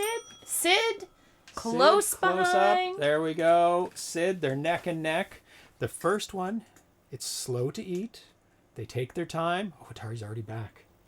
And it's Oh, Sid. that was He Sid. steals it. And Harder. Smack it. Smack that bell. There you go. 2-2. Atari brings up the rear. Sid. Sid's ahead by 1 pretty much. A solid 1-point lead. Atari could catch up if he wins this. There you go. is I heard that. Very faint. soft, but he got it. Oh, he's reaching out. He's a little stunned. Sid. Oh, very strong bring. 4-3 for Sid. He's ahead, but not by much. Atari could get it. Harder? Oh my goodness. Oh, Sid steals it again. Oh, there's Atari Atari. gets it. He's got to just get a nice smack going. He's hits the target, but not hard enough. That's the problem. Or he leaves Sid's his too ahead. leaves paw on it. Yeah, he's got the idea. Harder, soft cat. Oh, that was Sid. Sid's on the blue bell. Oh, there you Atari's go. on the pink bell. Oh, It's my 7-5 goodness. now for Sid. Oh my goodness. He's ahead by 2 now. Yeah. Will he get ahead he's by come 3? back. He's coming back. Oh, he's ahead by 3 now. Harder, baby. Smack it. There you go. 8-6. Oh, it's 2 points now. Sid is on the cusp of. Oh. Now it's game point. It's 9-6. He's 3 ahead. Good. 9-7. Sid could get it by. Sid? Oh, it's over. 10-7. Oh my goodness. 3 points. It goes to the people who thought it would happen. Yeah. 3 to 4 points. All right. It's a safe bet. That was a safe bet today. And they did get it. They Good got the safe bet. Good kitties. Good kitties. So let's award those people their points. Congratulations to Alnifer and 2 other people with a ratio of 1.2 to 1. You won a little bit because there wasn't much on the outside there for the winning. And the cats are gone. They are gone. Yeah, They're like, they ate all their we got it. treats and we're like, excellent. Do you want to get the Atari 400-800 sign? Yes, I was going to ask you before. We just rushed to get John on. I know. We wanted to chat with John. Yeah, he'd been waiting. He was primed and waiting. So yeah. So we do have one news story. Oh, excellent. So some late kind of news. Interesting, actually. Too. Oh, speaking of. Yeah. speaking of 7800 and VCS, nope. Get out of here, personal messages. There we go. So in the forums today, Lewis posted, Muddy Fonster posted, Crunchy TC asked, when should we expect to see this go on sales for Bernie and the Tower of Doom? Which someone We've found. recovered Bernie. Yeah, someone recovered Bernie. Or Cat recovered Bernie. Yeah. There's Bernie. So this is the main character in that game. And Muddy Funster said, for the VCS imminently. Really? So, this game's going to be on the VCS first, which is very interesting. That is exciting. As in final release details being figured out. For digital, a couple of weeks after VCS. Mm-hmm. Well, that's fodder. And then for the cartridge, it's going to be third, which is a little different than most releases for the 7800. Usually it's cart first, and then digital, and then maybe VCS. So it's completely flipped on its head. So for cart, soon, a bit of work to be done here as a cart release. Has more stuff to be finalized, like the box, design, labels, printed manual, etc. So, yeah, I guess keep an eye on this thread to see when the VCS one comes out. Yeah, Bernie has been rescued. He did. He went diving behind the couch for a while. And someone pulled him out by the side. I think it might have been Sid. Big reach with a paw. I don't know, but he showed up over here. He somehow escaped. So, yeah. Okay, so let's go to the next game. Excellent. Here you go. Thank you. And the next game is StarDance. It's a work in progress. No, you just pressed enter. Oh, sorry. Sorry, I wasn't thinking. That's okay. Back. It's by Bociański for the code, left and button. Left and button? Okay. There you go. And Zdeněk Eisenhammer, pseudographics for the music. Nice. Let's make sure we can hear it. 1 second. Nice. Let that sit for a while, please. Song. Ooh, there's different songs. Yeah, so it's 3 songs. It's a rhythm shooting game. Really? So, and TekaTom for the idea. So, great music in this. Because it's pseudographics. 24K game. This builds from March 19th. You can download this at Atari Teka.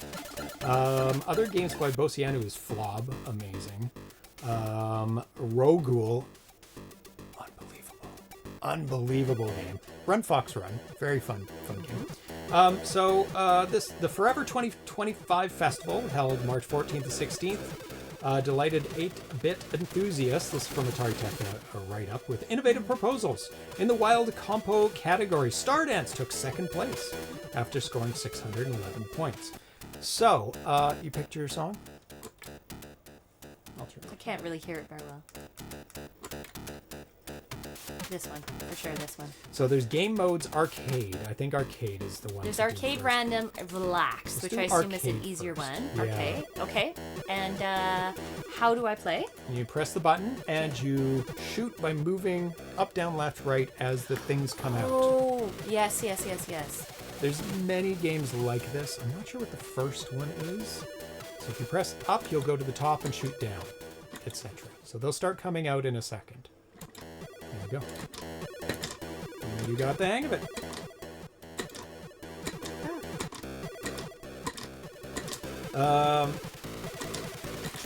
Standing out as one of the most original experiences of the event.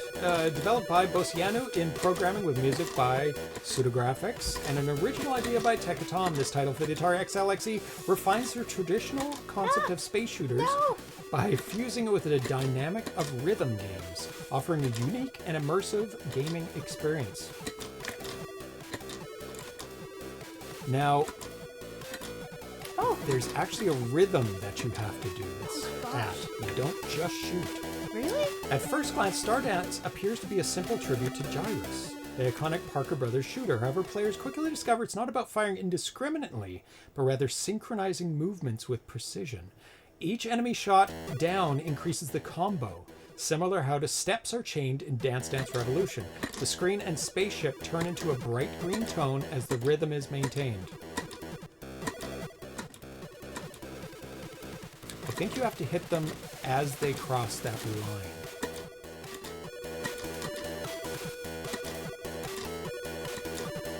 Yeah. There you go. I just suddenly get now that it's time for the music.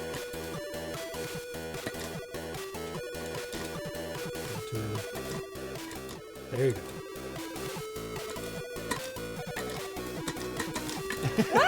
Oh my god. Now they're going fast and furious. I was trying to remember the original game. Space Zap by Jeff Minter. I don't know. I think there's an earlier arcade game like this. And it might have been part of a bigger game.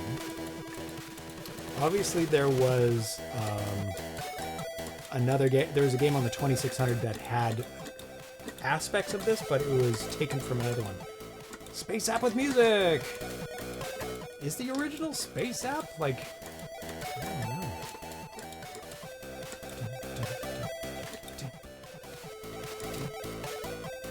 It's hard to do it when you're talking, I have to say. Yeah, because you can't hear the music. I mean, just you have to shoot them when they get very close to the ring. The screen and spaceship, while phrases like great and awesome appear to reward the player's skill, replicating the experience of Konami's famed dance arcade game. I died. Okay, I get it now. The control scheme is simple yet challenging. The joystick moves in 4 directions, up, down, left, right, to toggle positions on the screen while pulling the trigger fires shots. The key lies in the following the sequence and adapting to the game's dynamics, which are focused on coordination than frantic action. Additionally, StarDance features 3 game modes: Arcade, Relax, and Random, offering an adaptable experience for different types of players.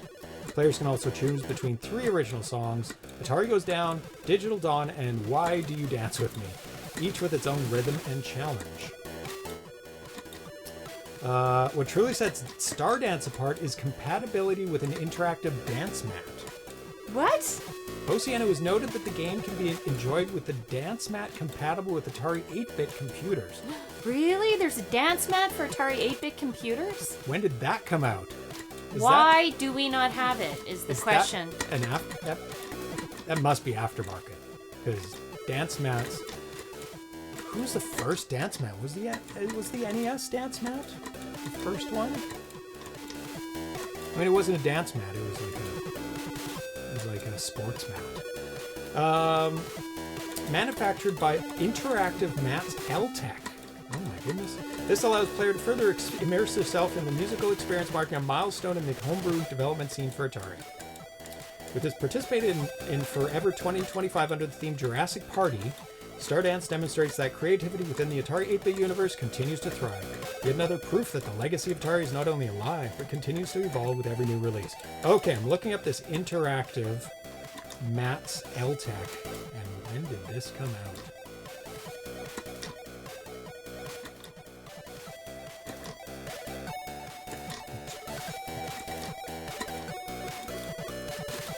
Great music, Zdeněk.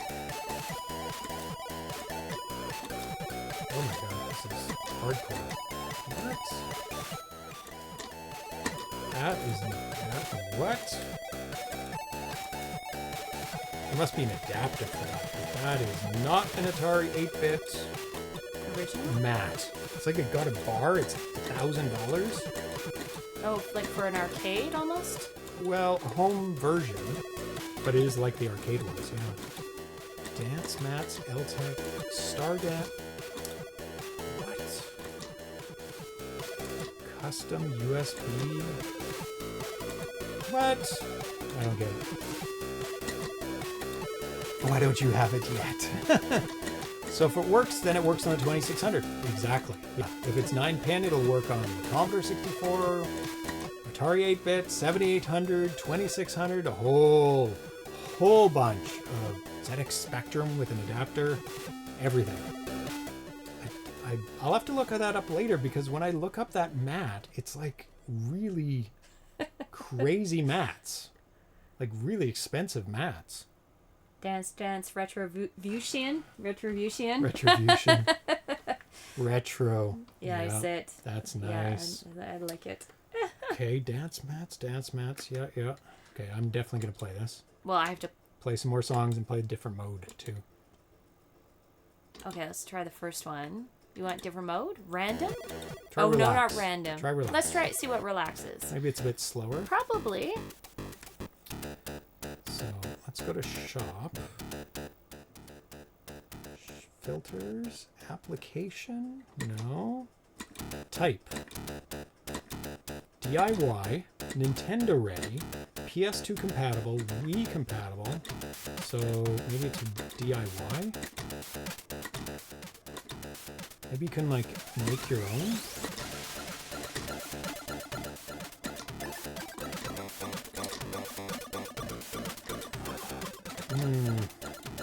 It doesn't look like there's one, like, ready-made for the Atari 8-bit. But I have to look up on a real computer, not a phone.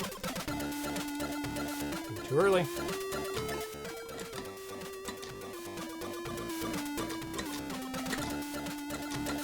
don't know how it coincides with the music, though. It looks like the pattern from the last one, but not as timed to the music. I'm wondering if you can't die on the relax mode. Oh, maybe. Because... Relax equals infinite lives? There were no ships in reserve right from the start. That might be it. It's just the same thing, but if you screw Or up... you get a time limit. It just keeps going. Well, no, it's not a time limit. That's the time of the song. Oh, It should be, it's going down, so that's how long the song is. I'm guessing you can't fail out of it. It just keeps playing. Like, there's no... You're just trying to build up your multis and combos. And you can't. You'll hear the song right at the end. When are you supposed to get there? Just before. No, as they hit the line. As they Front hit of the line. ships or the middle of the ships? The nose of the ship, Nose of the ship. Okay. from what I can tell. I mean, there's some give because it has good and excellent. There's a good. Good is bad. When it says nothing, is that better than good? I think something is better than nothing.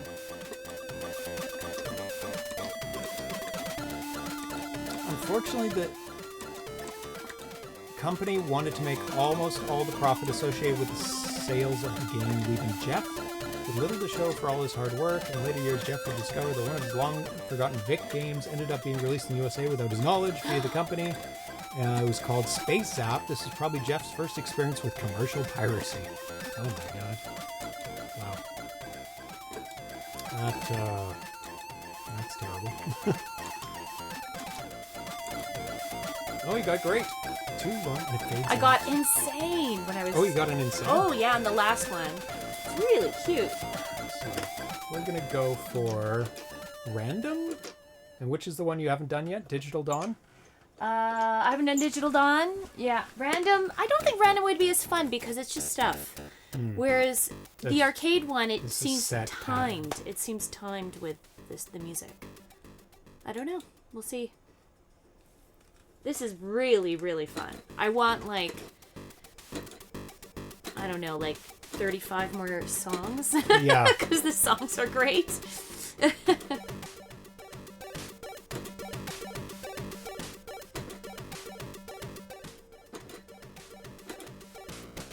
Amazing. Of I like course. insane. I like when it says insane. Awesome. It's great. This is a great game. Insane. Yeah. 22 combo. Nice.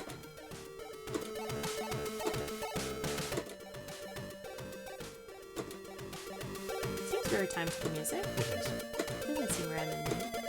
All it has to do is put out the ships at the right time. True. Master. Ooh, you're already doing better than me. I missed one. Master. Master's the top. Yeah.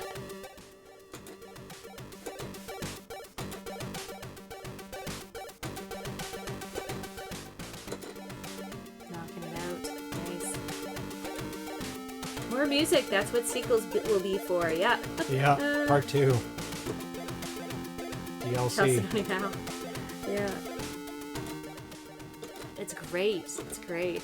Great. Yeah. I love it. Random is I like the pretty simpleness easy. of the blue, and then obviously The colors give you a bit of a trigger to which direction they're going. But just the flashing green telling you, yep, it's correct. It's correct. Yeah, you need feedback in games, whether it's colors, flashing, it's really sounds. well thought through, you know. And it can't be sounds in this game because there's music. So they use visuals to give the feedback, right?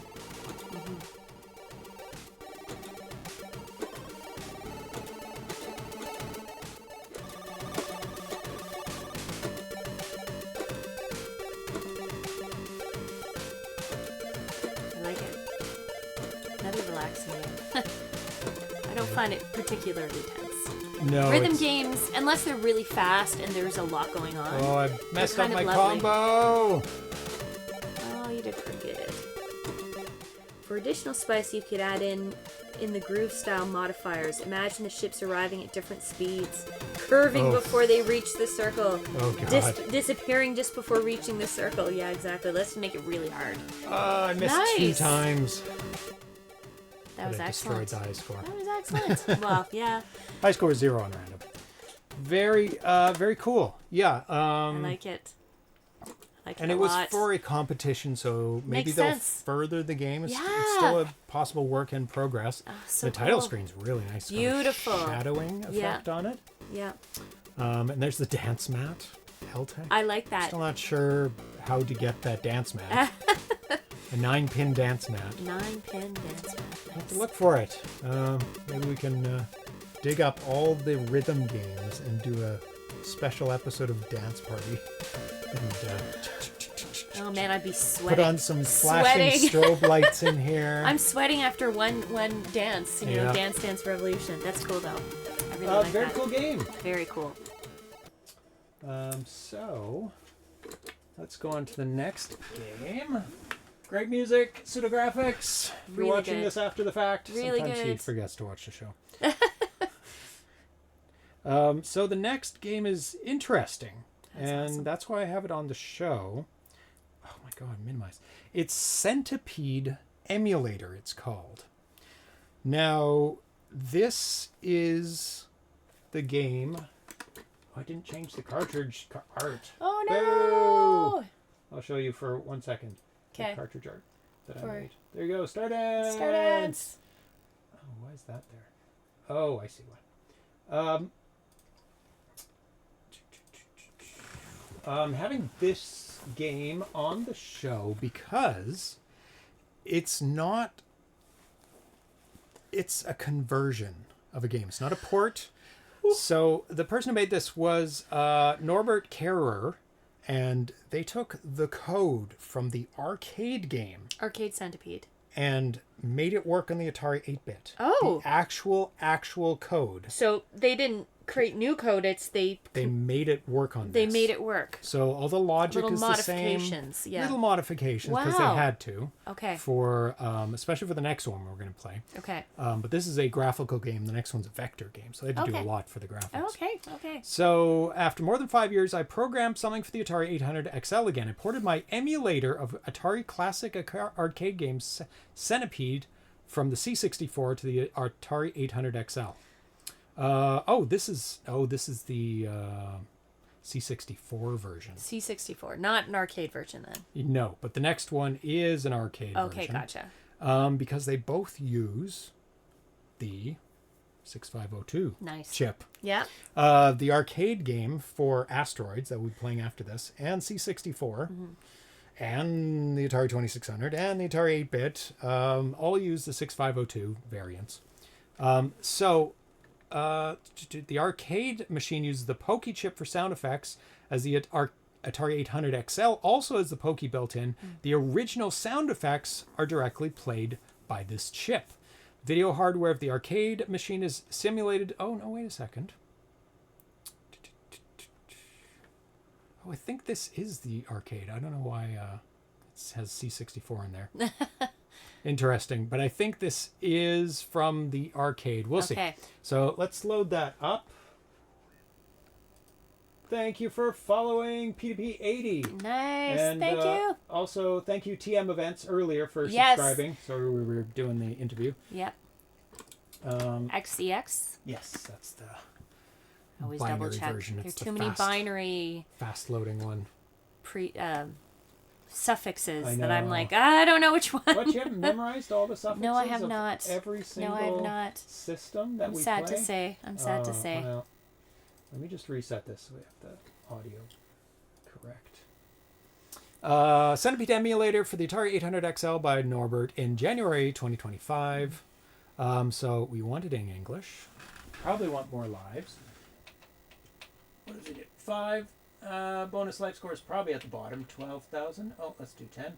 Let's do easy, untimed, and leave it on the frame skipping, because that's a default, so I'm sure they know what the best frame skipping, because I think it doesn't have enough power to do frame by frame perfect emulation.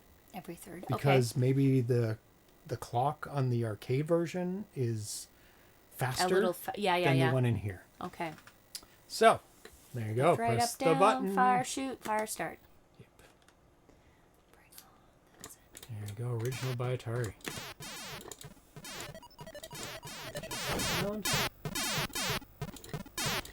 So, yeah, the arcade version used a Pokey chip.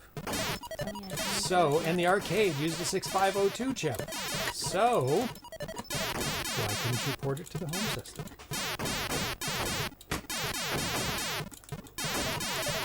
If I'm reading it correctly. So, people out, yeah, okay. Let's see. In the video hardware of the arcade machine is simulated in the Atari 800XL by specific routines and assembly language. In this way, the original gameplay is more or less exactly reproduced, with some major trade-offs, which had to be made due to the limited graphics capability of the Atari 800XL compared to the arcade machine. So, the graphics have been scaled down. One more. Oh, you're gonna get hurt by it. Get out of There's new ones in. I don't remember this version. Yeah, it's arcade. Arcade. Clearly haven't played arcade version. No. Color! So cute! You can see the 3 frames. Makes it a little bit less smooth, but, whoa. You're emulating arcade hardware on an 800. Well, you're not really emulating. It's not emulation, per se. It's actual code of the arcade machine made to work on it. So, and yeah, it is quite an accomplishment, and there's a number of games. It was quite a popular chip to use in the arcade machine by Atari in the 80s. So there are more games out there that people could take the exact code from and port to the 800XL or their 6502 systems as well. And I think he chose this one specifically because it used the Pokey in the arcade, so you can have an exact audio replication of the arcade game, which is super cool.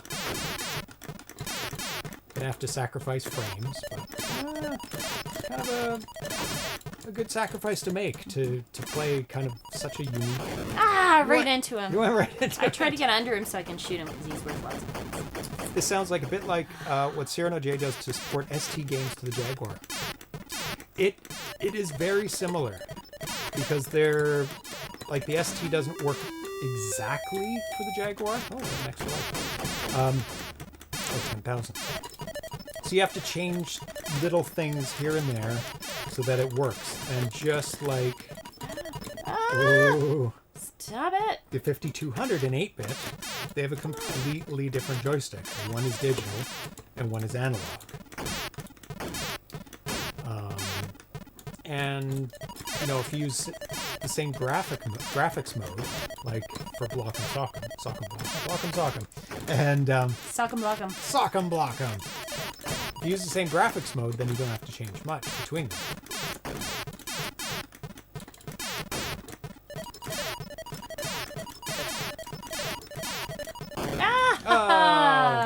Shoot!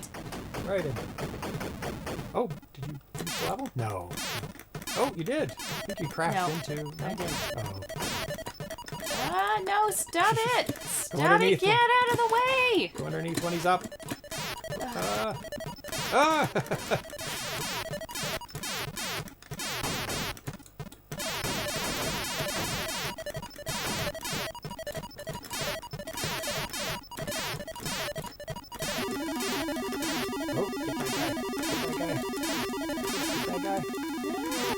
Get him! Oh, missed.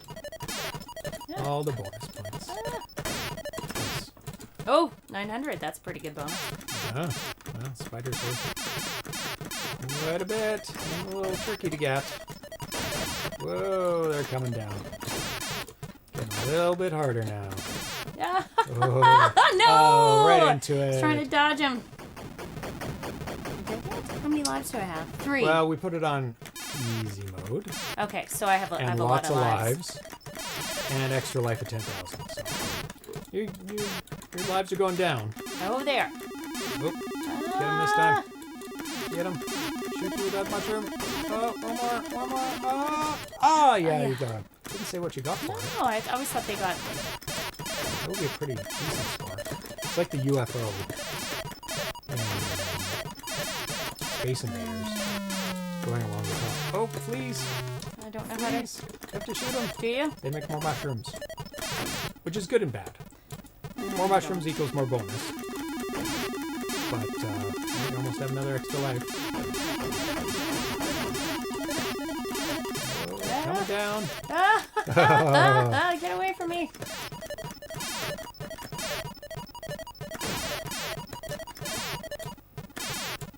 Oh, the spider demon. Oh, he's back. Whoa, that was close. Oh, no, that was a centipede. I thought it was you. Oh, extra life. Yeah. Oh, more fleas. More mushrooms. Uh-oh. There's Panic too many. time. There's too Oh, many. you gotta shoot him. Oh. Can't get under them. Yeah, I just wanted to put this on the show because it's such an interesting backstory about it. That is ported from the arcade, and it's only because it uses the exact same audio and processor. So cool. And it looks cool too, yeah. So, it was black and white in the arcade? I think so. Wasn't it black and green or something like that? Or maybe it was black and Was white. there overlays?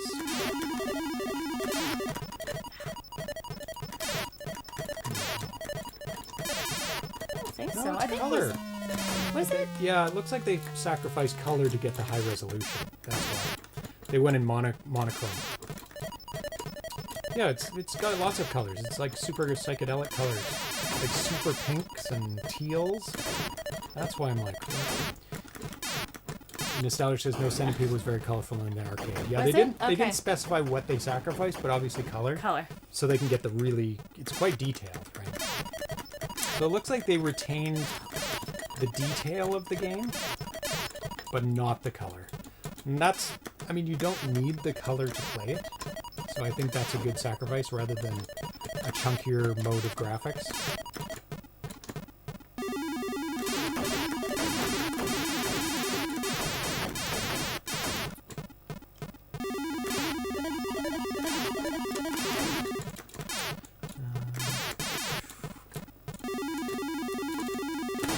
One of the very small handful of games made by a woman. Yes, Arcade games, yeah. Yep. Donna Bailey.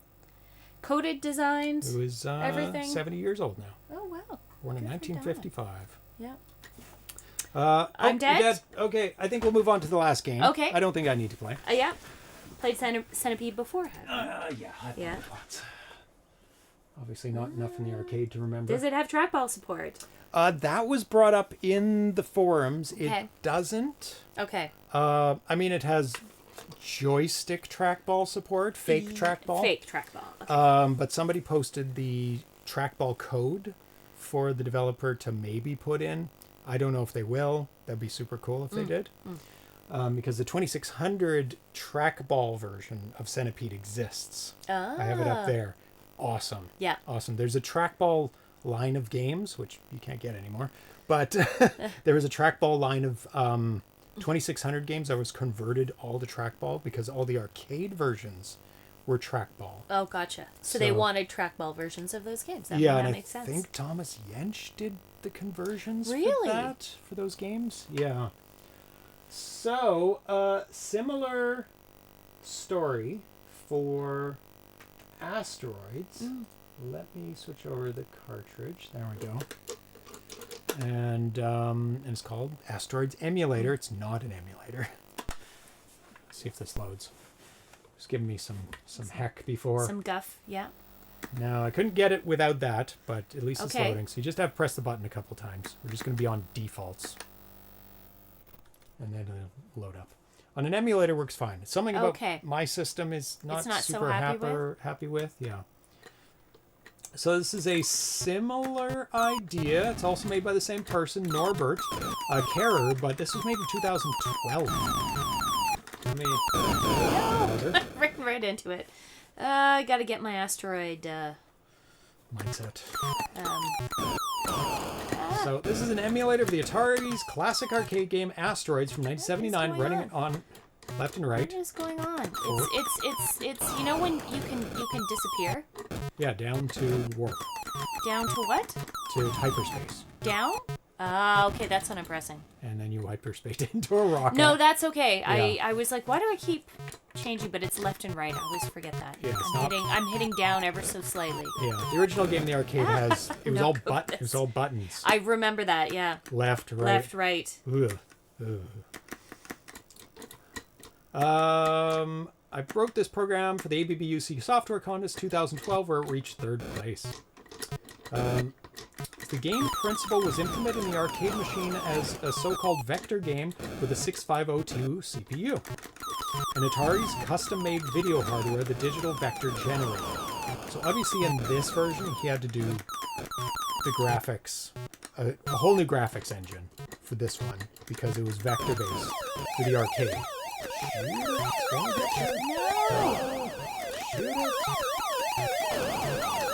It's kind of just random. But as the levels go up, you will die from UFOs. Ah! Oh! Remember your warp if you're in a bad spot. Yeah.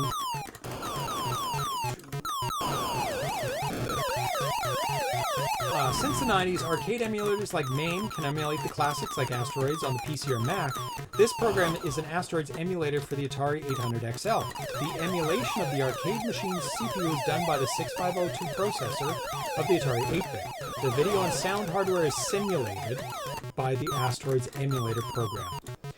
As in other emulators like Altair or MAME, this program contains no software of the original game developer or other third-party software program.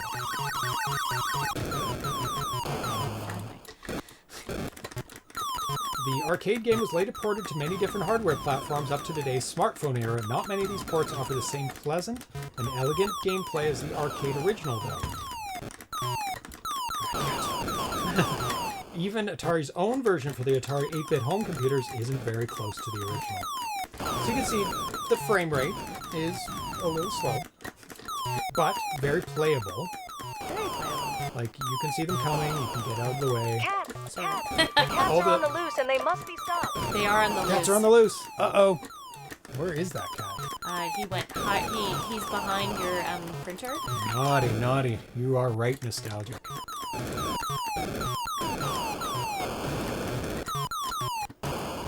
Oh. Flying off screen's a dangerous No, prospect. I hit down. Oh. I just spawned somewhere. That wasn't helpful.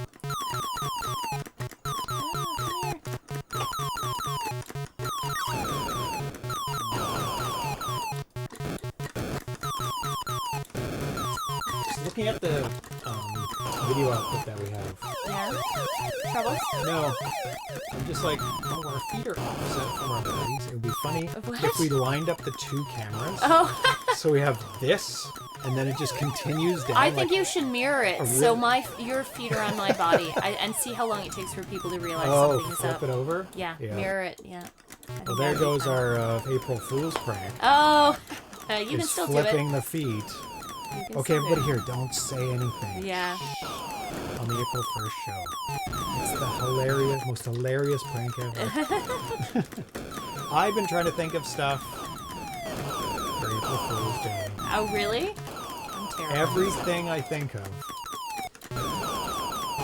it is like way too mean, or horrendous, or like panic mode, like really bad. Like, it would make people very upset. Oh, yeah. Even when they find out that it's just a joke. I'm not a prank person. Neither am I. I feel like most pranks just come across as being mean. It's hard to find It nice might be balance. funny when you're like, I don't know, 15. Yeah. But as an adult, you're just like, no, I'm not putting up with that. Yeah.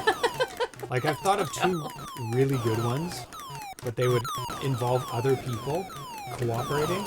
And it would make... They'd have to look bad for a while till the joke was revealed.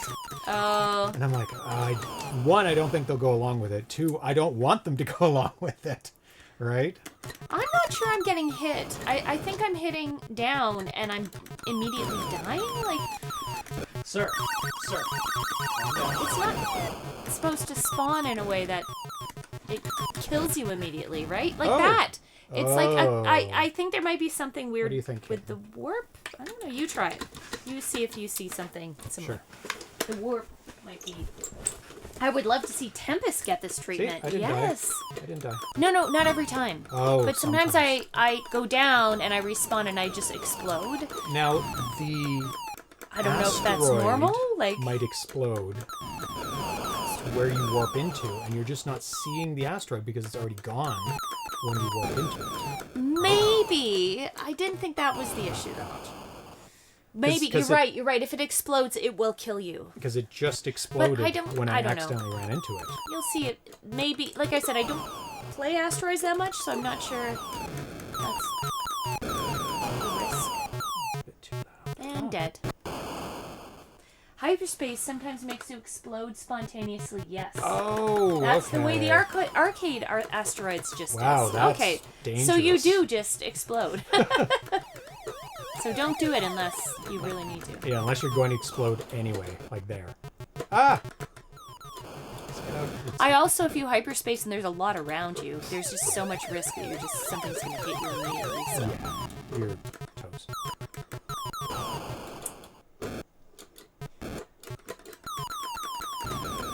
Oof.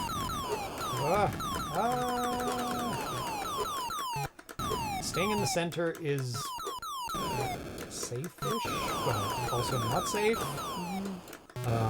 It gives you the most time to watch out for asteroids. Well, you want to be in the middle somewhere, even if you go slightly off center. You don't really want to meander too much, because yeah, you don't want to meander too much, because then when you get to the sides, you really have to pay attention to what's coming up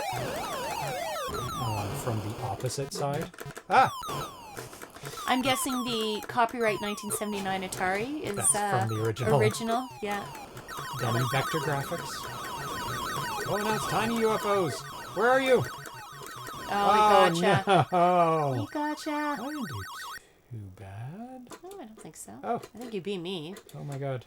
Oh, what is this entering thing? I don't know. I just put AAA. Okay. Oh, hyperspace. Oh, I didn't read this screen, obviously. Oh, one more. One more. Can you read that? I wonder if this uses built-in line drawing routines or if the author made their own. Because you have to emulate the vector graphics. So it did run off with Bernie. That's why. Oh my Bernie's goodness. down here. Oh, that's what you were alerting That's us what to. Nostalgic was alerting to Well, us you to. should have followed it up with a text message. You grabbed Bernie? You are a naughty baby cat. Did you grab Bernie? You guys. Where did you find Bernie? He was on the floor down here. Oh, did he destroy him? No, he's fine. He's fine. Okay. Good. He just, his ears just went back. I put him back up. Like, oh. Eyes, laser focus, ears back. He's like, oh, Bernie's back. Time to get a Bernie again. You are silly. Right in the same spot. Right in the same spot. Slightly different. Yeah. He's staring directly at Bernie right now. Oh my god, you cat. Like, laser focus. Laser focus. That's a cat ready to pounce, yeah. Oh yeah. You're a naughty cat. Illuminati. Yes. Oh, tiny. Evenings! Goth 42. Just got him as he got me. Ah. Damn it. No! Why? Ah. No! Why did you put me there? Oh, no. Okay, now it's safe. Put me there. You always want to get rid of the little good ones. Good old Asteroids. Oh, it's such a hard game. It is a hard game. Ah! Little UFO. What? See? I didn't do that. I didn't work on it. Did you go down? No. Mean. Computer says One no. more then. One more. That seemed unfair. Well, welcome, Scoth, who says, haven't been up late enough to catch y'all in a while. Well, thank you Hey, for the first time in a while. Yeah, well, thank you for staying up late. Yeah. Oh! An asteroid hit him. Excellent. I wonder if you get the points for that. It's nice when the asteroids Oh! are also dangerous towards your enemies as well. As it should be. As it should be. I mean, they need to navigate too. Unless they're like powered by like villain AI or something, they should be going after the bad guys too. Or not going after, they just lumber along into them, you know? Yeah, if they hit, they hit. Yeah. UFO can look out for itself. Exactly. Yeah, there you go. Bye-bye. He went right into that one too. Steered into him. He steered into him. He's like, ah. And the UFO is like movement flexibility. It can turn on a dime. Oh, there's a mini one. Oh, come on. He went right through my shots. I think I got him off screen. No, I don't think you did. I think you just went off screen. Ah.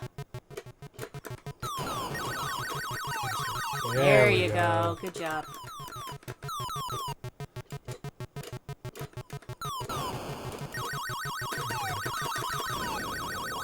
See? He hit me? No, I don't think so. Sometimes there is just like a random explosion. Did you hit the hyperspace? No.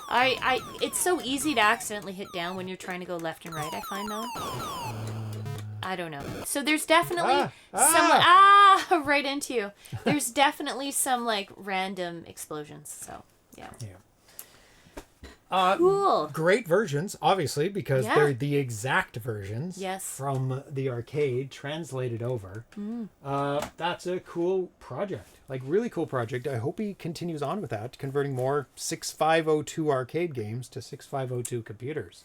Can you be hit by your own bullets? No, but you can be hit by the bullets of the little spaceships. Just short of you being hit by your own bullets. Yeah. If you look when I shot off screen. Yeah. So Scoth, that was the 8-bit Atari system. Atari 8-bit. Yeah. That's what we were doing today. Coming up, show's over. So coming up on the next show, Friday. It's a Darcy day. We're going to be playing some 2600 games. Nice. Not necessarily these games. We won't be playing. Not entirely sure yet what they are. Not playing Umi Colors because that has issues still. Probably Super Rio and Skeet Shooting. Probably Snake Boxer. Snake Boxer. What a name. I'll probably look for another one as well. Those are kind of small games. Nice. We're also going to be doing a Vectrex special coming up. Alpine Rescue. Nice. I'm just waiting for the overlay to come in. Oh, yes. Did you get the game? Yes, I have a binary version of it. Good. That's how it's sold. Excellent. So I'm getting the overlay for it. So when it comes in, I can schedule it. I am tracking it. It's coming soon. Bring on the Vectrex. We do have to play some games very soon before the end of the month for the Max Vampire. Oh, can we see the schedule, says Dan. Oh, no. There you go. There you go. So, yeah, here's next day on Friday. Snake Boxer 5, not Umi Colors, Super Rio, Skeet Shooting. That's an early show with Darcy. This is unscheduled, but it's probably going to be April now, obviously, because I'm scheduled all the way up. April. Yeah. After Dark, that's going to be very soon, in days. The Max Vampire one. This is a show that I want to put in when I don't have some games to play. Okay. Games of Alfred TDK. He is prolific. I'm going to pick some of his more finished games. Okay. He makes like 30 a year. What? A lot of That's the amazing. starts of games. Like trying out concepts and stuff. ideas. He doesn't quite take it all the way sometimes? All the way, but some he does. Some takes further than others. Nice. So I want to spotlight some of the games that he takes a little bit further than others. Yeah. Another Atari 8-Bit Day coming up. Obviously, the basic 10-liner contest. Nice. On April 18th. That's a set date because that's after it's judged. And there's a bunch. 1, 2, 3, 4, 5, 6, 7, 8, 9 so far. Could be some late entries. So that's April 18th.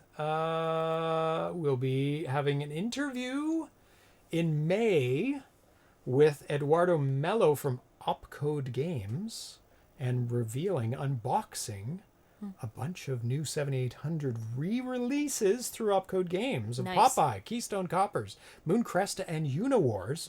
Also, Super Game Module 2 reveal for the ColecoVision as well. Nice. It boosts your ColecoVision with special abilities, and we'll go over them.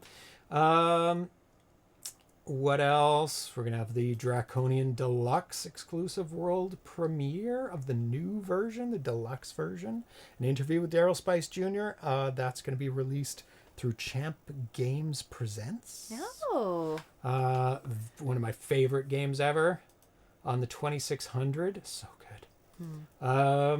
Some point we're going to have Atari Age Day when all those games go up into the store. Into the store? Yep. Excellent. And and it's do a spotlight on Albert E. Russo at some point too.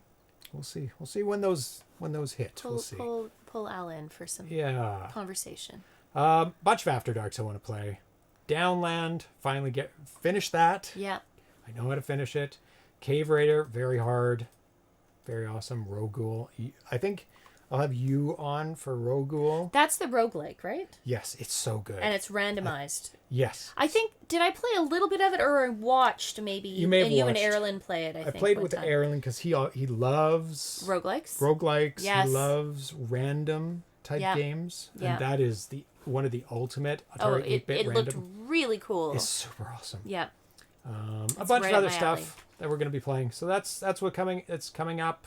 Not a lot of development right now. Haven't been adding a lot to the lists. So I think I'll be maybe doing some After Darks, maybe doing some favorites, ZPH favorites too. Oh, nice. Yes. Yeah. Favorite. Bring out the favorite. I pick a platform like and we shooter. We each pick a favorite game? No, it's my favorite games. You can pick a favorite. I get one. You get one. You get 4 and I get 1. Is that how it works? Yeah. We've done shooters. We've done platformers. Oh, I see. Yeah, a genre. Yeah. It mainly focus on the 2600 for that. Yeah, because I know them the best. We should do it like those Cinefix videos where he's like my favorite blah, and then he has his top 10, but it's not a top 10. It's 10 categories, and it's his favorite in each category. Oh, yeah. So like my favorite 26, my top 10 2600 games. In this. Or 5, top 5, whatever. I usually do 5, But each of the 5 is actually a subcategory within that category. Yeah, because that would be where fun. Are they? I really like those YouTubes, by the way. Yeah, they're great. They're great. Yeah, ZPage favorites. There's Cinefix? shooters, platformers, arcade conversions, RPGs, multiplayers, puzzle games. Yes. So, you can pick some puzzle games. Yeah. Just things that don't fit into anything else. Yeah. There's I could do a 2-player game day as well. 2-player games? Yeah.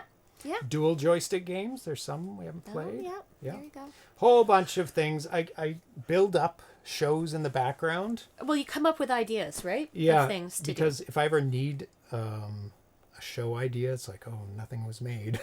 Not enough to put together a show. If you need something last minute, yeah. That's a way to do it. So that's it.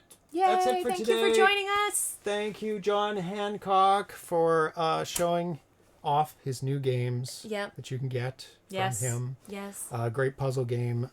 Tanya kicked ass on it. Oh, I like that game. I think you only died a couple times. You what? You only didn't make it through a I was level like a couple 3 times. times. There's a few where you start and you go, oh, I shouldn't have done that first. And, and then it's like you're messed. Because you have a limited number up. of throws. Yes. Right? And if you start off bad, it's like, oh, I don't have enough to finish. Yeah. Yeah. Or you start off in the wrong color, and you're like, oh, this is a bad color to start off with. Yeah. All right. Thank you for tuning in. Rendered Ghost, Dan VC, Nostalgic, Charleston Mouse, Goth42. Who else? Oh, these are chatties. Glitter? Glicker. It's like glitter, except kind of like glitter. Glitter? Yeah. Oh, yeah, it probably is glitter. Yeah. Beer Pocock. S. Ramirez. Al Nefer. John Blue Riggs. There we go. Is that John Riggs? I think John so. Riggs. Dusty Flotilla. Game Dad Show. Game Dad Show. Ivory Tower Collections. Yes. Dusty Flotilla. First time chat. Yeah. Oh, and Game Dad Show first time chat as well. Yeah. Welcome, Philip Meyer. TM Events. ITC. Zeptari. It's Kev. Cubinismo. And everybody else who's lurky. Glitcher. Not glitter. Oh, Glitcher. That works too. So it is a glitch of your name. Yes. Clever. Yeah. Okay. Well, thanks for tuning in. We'll be back on Friday, if not earlier, for an After Dark. Just keep watching and follow us if you want to know when we're live, because it'll alert you if you follow us. And say goodbye to the kitties. No. Is he bad? He's staring at Are you a bad cat? Bernie. Don't touch Bernie. No, Do Bernies. No, don't do it. Don't do it. Bernie must die. So we'll see you on Friday. Yes. Have a great week, everyone. Yes. Bye-bye. Thank you.